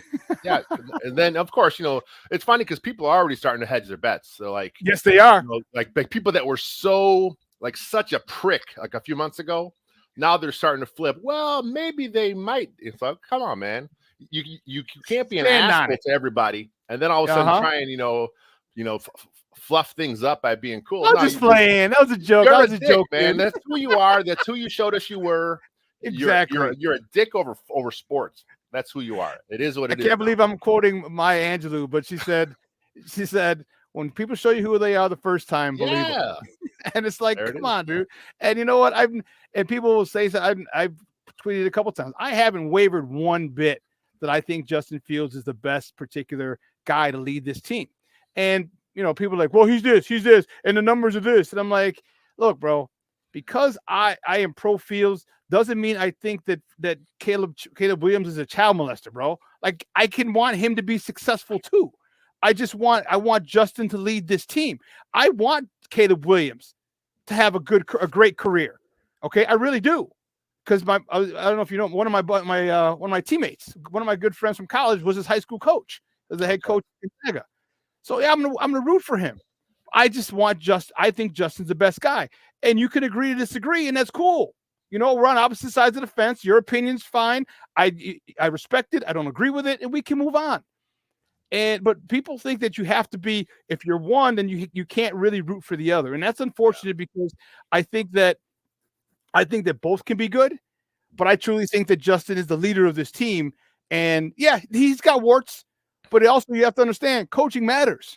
All right, coaching matters, and when you have 3 different offensive coordinators, okay, with Nagy, Laser, Getsy in 4 years. I mean, in 3 years, like, come on, man, something's got to give, and you can't players can't develop themselves. Otherwise, why the hell would we need coaches? Exactly. But talk to me about this team, because I'm a big trade the number 1 pick because, one, I think Justin is the guy. I have seen enough from him to know that he can make any throw possible. Okay, he's got to clean up a few things, but then again, no quarterback's perfect. But he's got it. But that's where coaching comes in. I'm looking at the haul, bro. This can be. When it's all said and done, when we finally if we trade this pick and get a couple players and whatever, we could literally get 11 picks from last year's number 1 pick. That's how you build a team. Yeah. And they're going to be all first and second rounders too. We're not getting, I want your 6th round. No. This is why one of the reasons that I'm really for another reason that I'm sticking with Justin. That my thing is, Steven, look at the haul. Talk to me about what kind of players you think we can get if we trade back 1 spot with Washington, because that makes so much sense. Yeah. Or double trade back Washington and New England, or triple trade back. What kind of players do you think we can get if we trade back? Yeah, I mean, there's been a couple. I think Schefter did a spot yesterday on ESPN. Tom Pelissaro had a spot last week where they talked about, Caleb Williams is so highly sought after that even if it's Washington going up 1, it's going to take multiple firsts. So, I mean, if that's the case, I mean, if that's where the bidding starts here, then, I mean, the Bears are obviously in a good situation. And look, regardless whatever was happening behind the Bears as far as who hires what coach, teams are always going to want to come up for Caleb Williams because he has been the consensus number 1 quarterback for what, three years now? I mean, since he was in high school, he was touted as the next guy. So he's always been viewed as that. So if the Bears go through their evaluation, if they realize, you know what, we think Justin's the guy, and they decide to trade the pick, they are, like you said, they're going to get a haul for that. They will. And again, I love the fact that, I mean, and here's why I love it. Ryan Poles has shown he can draft. Ryan Poles, the only question mark in the first 4 rounds in his 2 drafts is Velus Jones. And he just hadn't been used right, in my opinion. All right, my guy Jason here, he said Velus is the only anomaly. Yeah, I think you can find a thing for him. So this guy's got a good track record of drafting. Here's a crazy idea. Get him more draft picks, especially when there's so many positions that are deep. Like we're deep at edge. All right, we're deep at center. They got 3 phenomenal centers. The kid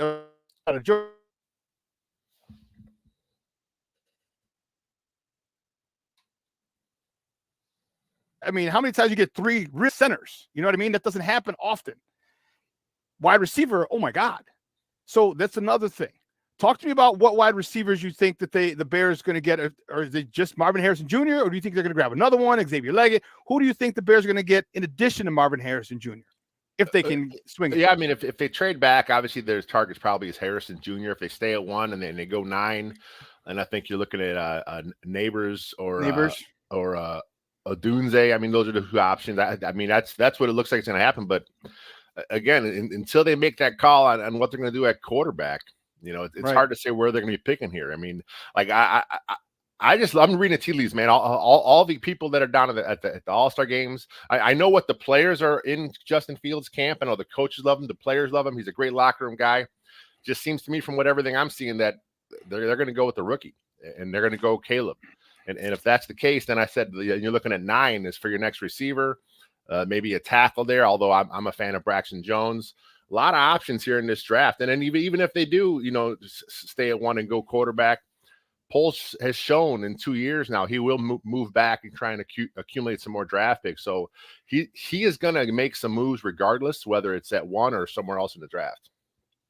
Yeah, I agree, and that's the cool thing. And I'm a conspiracy theorist, so my whole thing is it makes sense. All right, it makes sense. With Magic Johnson, the new ownership group, like they need to get rid of that Daniel Snyder stank that's on this franchise. Yeah. And what better way than to bring the hometown kid back home to run it? Because my thought was, look what it did to the Bulls and Derrick Rose. Yeah. You know what I mean? Like think of jersey sales. Like the NFL is about money. The NFL play chess. They don't play checkers. Think of all the jersey, because you're talking the DMV area. You're not just talking one city. You're talking the whole I know you got Baltimore you got to deal with, but now you can compete against Baltimore.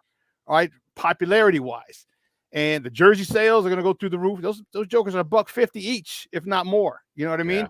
So there's a lot, and that's why I'm looking at big picture. So again, I don't wish Caleb any ill will. I want him to have a great career.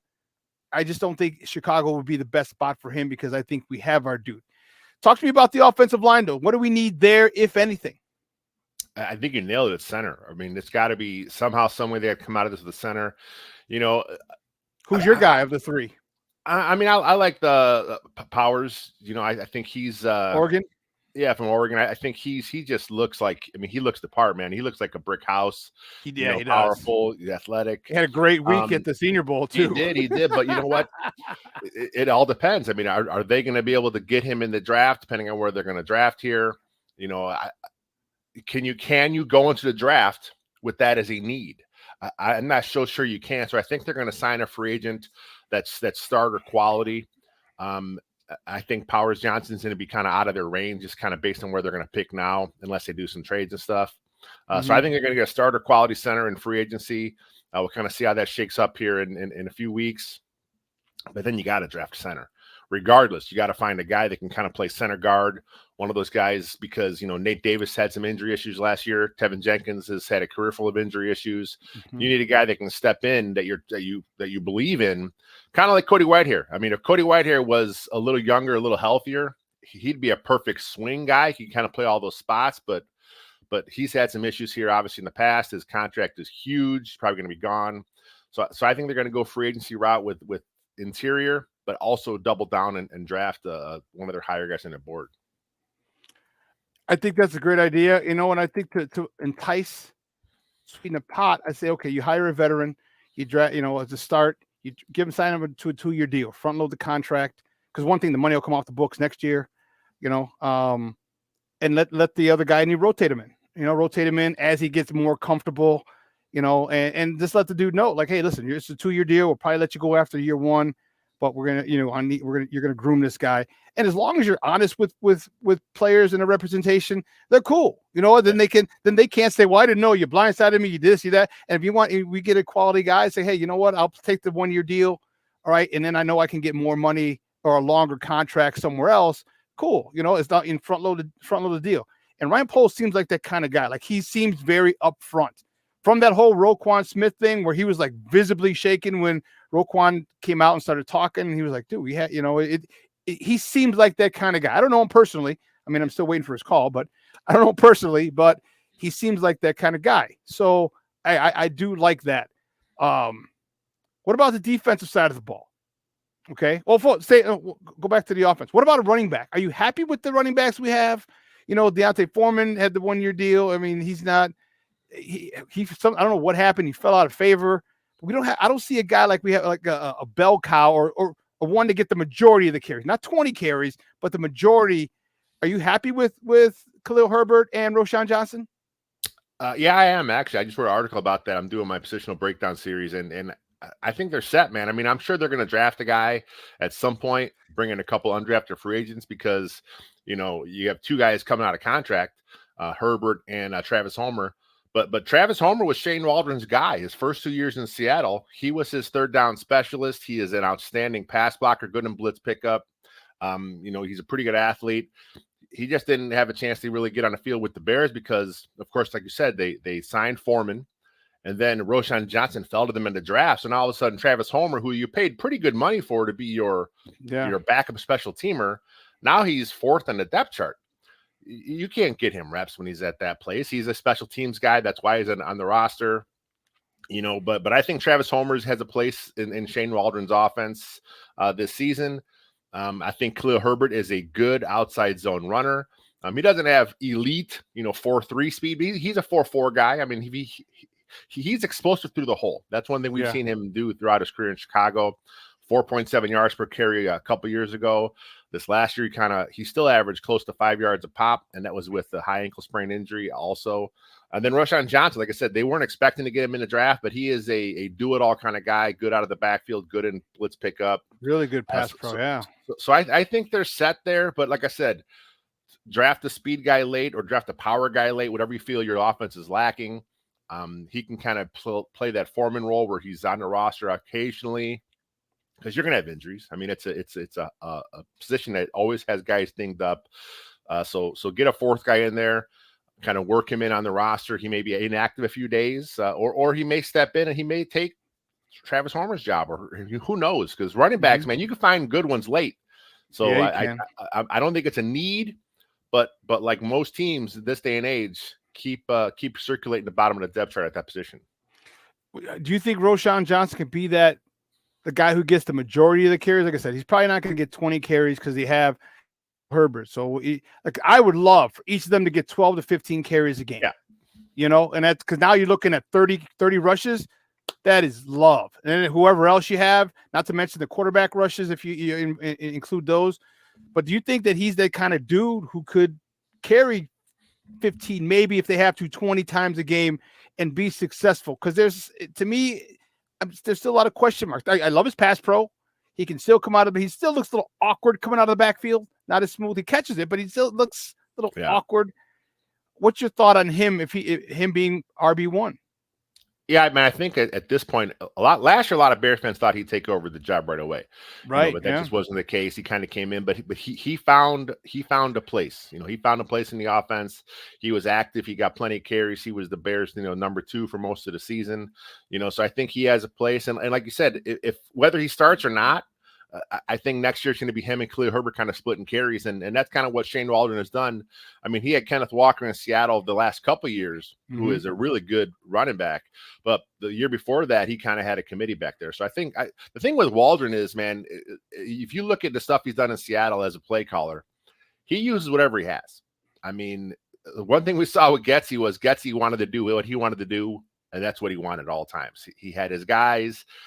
He had his offense. He had to do what he wanted to do as far as calling his plays, as far as the scheme.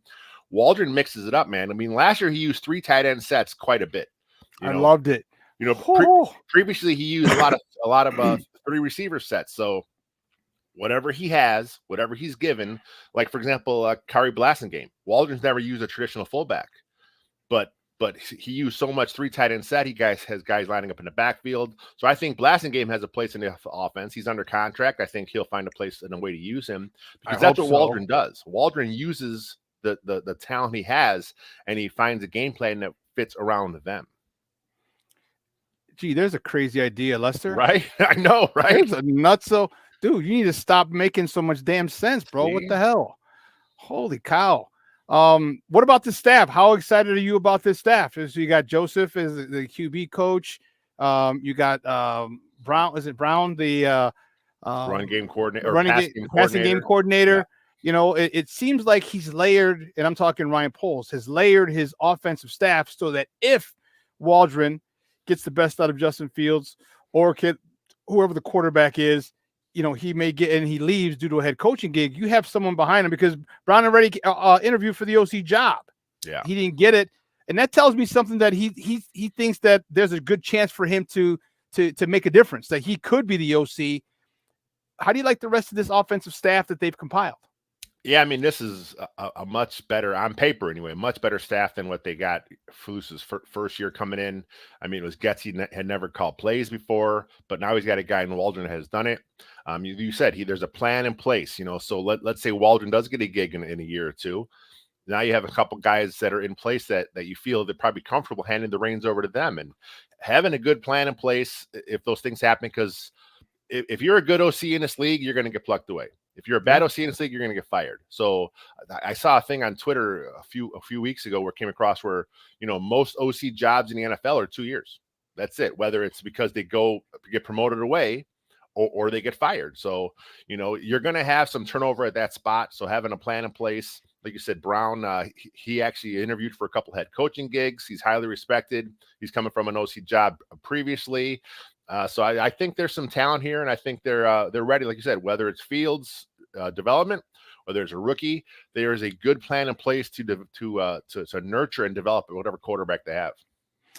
Speaking of the quarterback, I'm glad you took me down that road.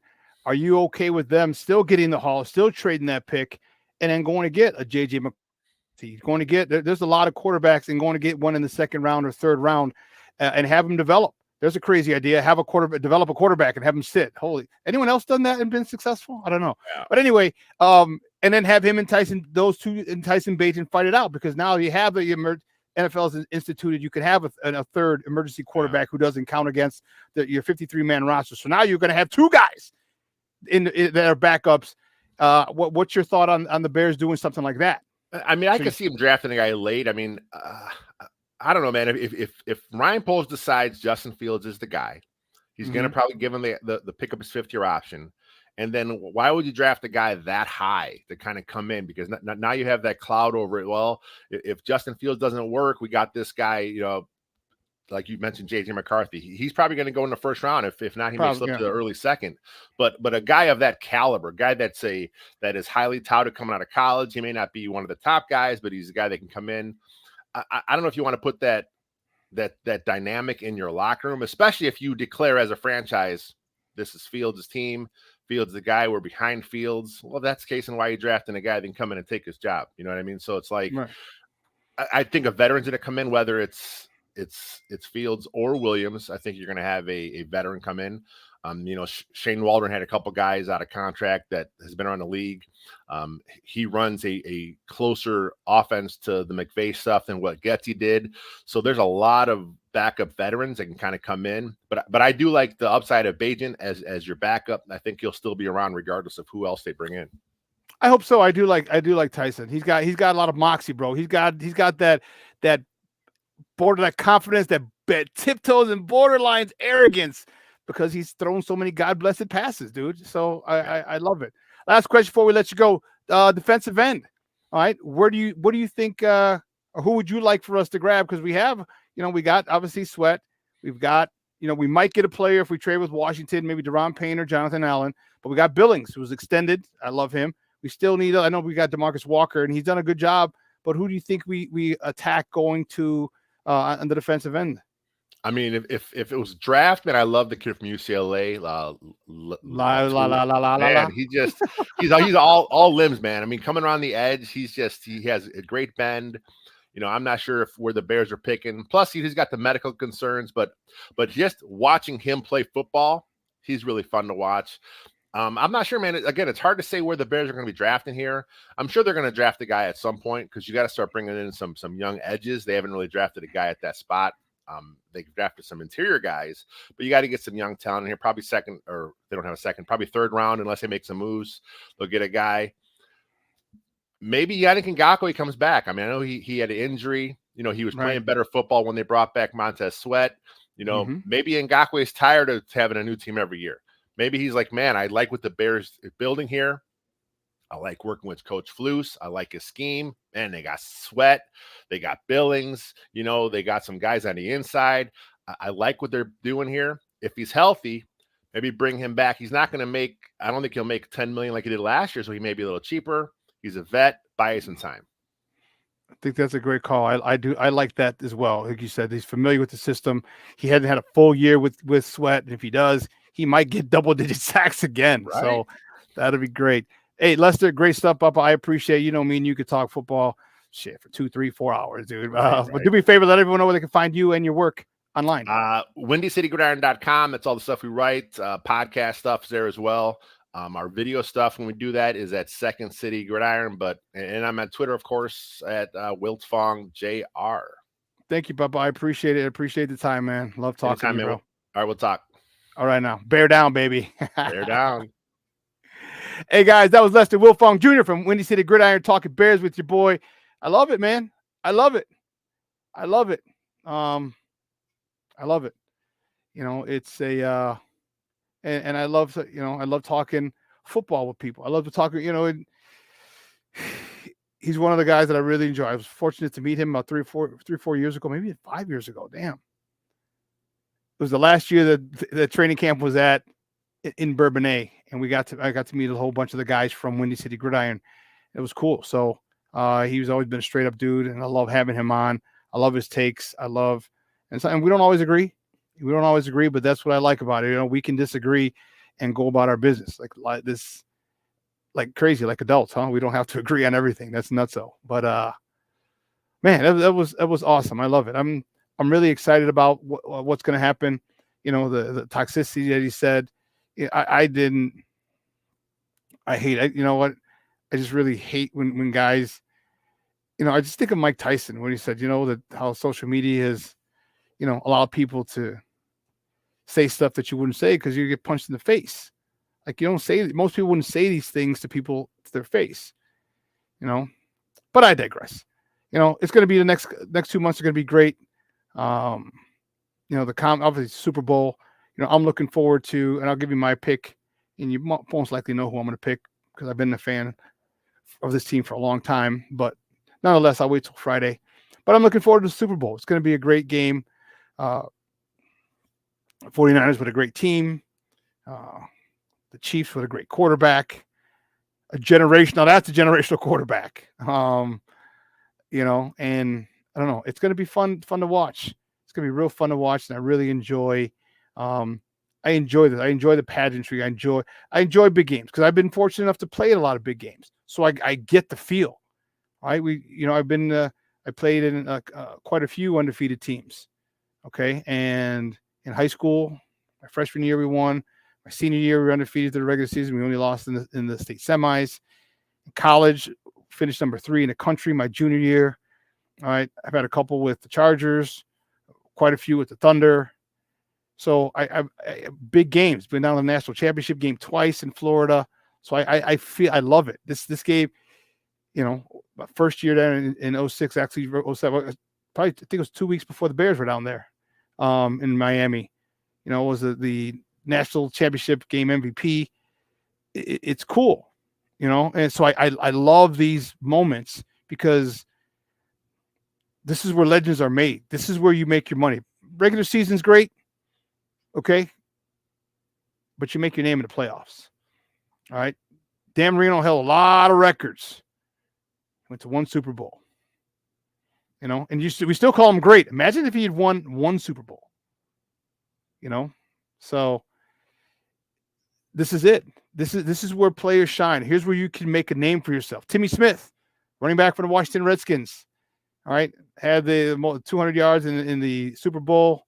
We never heard from him again. I mean, he started the next season, but that was his. But that's what I love. All right, big time players make big time plays in big time games. You can really set yourself up.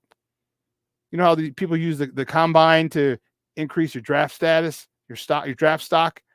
Well, you can use a Super Bowl. You have a good game. If you're, you know, a fringe player or an average player, you can parlay that into a big contract. In the NFL, it's imperative that you get the most money you can because NFL stands for not for long. All right, and you're literally one play away, one injury away from tearing your knee up, your ankle up, your hip, like a Bo Jackson. You know what I mean? And so you want to get as much cash out as best you can and strike when the iron's hot. So it's gonna be fun, man. It's all, you know, 100 million people are going to be watching around the world. And I love these games, you know, having played in them for so long. It's like, I feel it. So you're talking Timmy Smith? I think, yes. Yes, I think yes he was 225 yards or something like that rushing.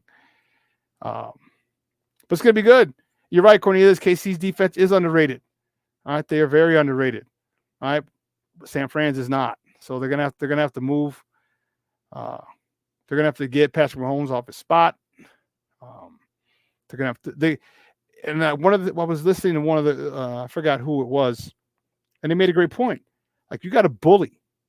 You have to bully Travis Kelce. I mean, do not let him off. No free releases. Okay, make other people beat you. You know, and you got to get home. You got to get. And I think the best way to attack Patrick Mahomes. We'll talk more about this on Friday, but is up the middle. Quarterbacks hate that. Quarterbacks hate pressure up the middle because they can't follow through. They can't step up. So I want to see what types of pressures the San Fran runs to get to Patrick Mahomes, because you're going to leave people on an island.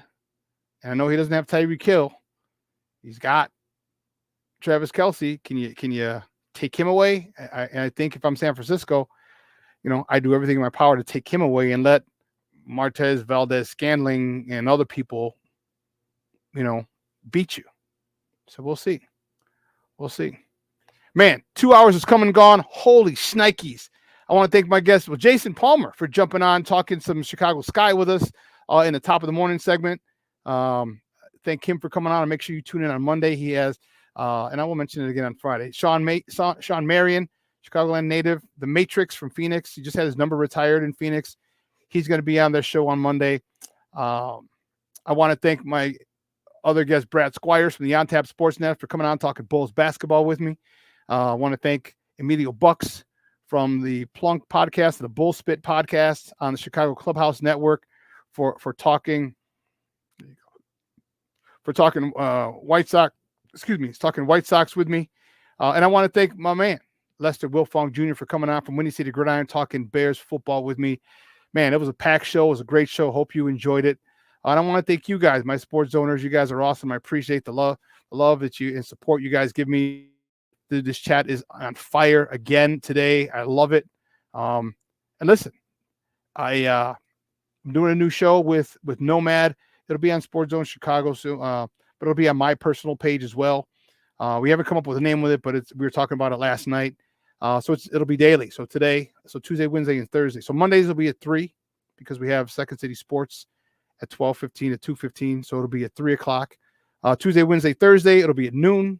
Then Friday it'll be at 3 as well. So just all Chicago Bears talk, and it's a different perspective.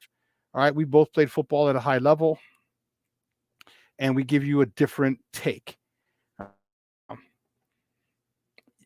Check it out, 12 o'clock. Check the Nomad Network on YouTube. Check my personal page on Facebook. We're going to get it on Sports Zone Chicago's YouTube channel as well. It's great. It's great. And then this show will replay tonight at 6 o'clock. Yeah, it'll replay tonight at 6 o'clock. So for everyone here at Sports Zone Chicago, Elliot Baez, our executive producer, Clarence Council III, our social media guy, and my co-host in absentia, Maya, which yesterday was her birthday. So if you get a chance, follow her on social media. Make sure you go back and wish her happy birthday or happy belated birthday. Yesterday was her birthday. I'm your boy, the Superback, Shawn Sierra. Guys, enjoy the weather. It's going to be 40s to the rest of the week. Make sure you tell your loved ones you love them. Send someone that you care about a quick text. Say, hey, just want to say, see how you're doing and let you know that I'm thinking about you. All right. I got to go pick up the warden from CrossFit. Then I've got to be back because I'll be on at 12 with the show with Nomad, talking more Bears football, and my shirt, Coaching Matters. Don't worry, this shirt will be on sale soon. Hope you guys will pick it up. Pick one up when they do go on sale. So for everyone here for Sports Zone Chicago, I'm your boy, the Superback, Shawn Sierra. Sports owners, thank you so much. I appreciate the love and support. I'll see you. I am out.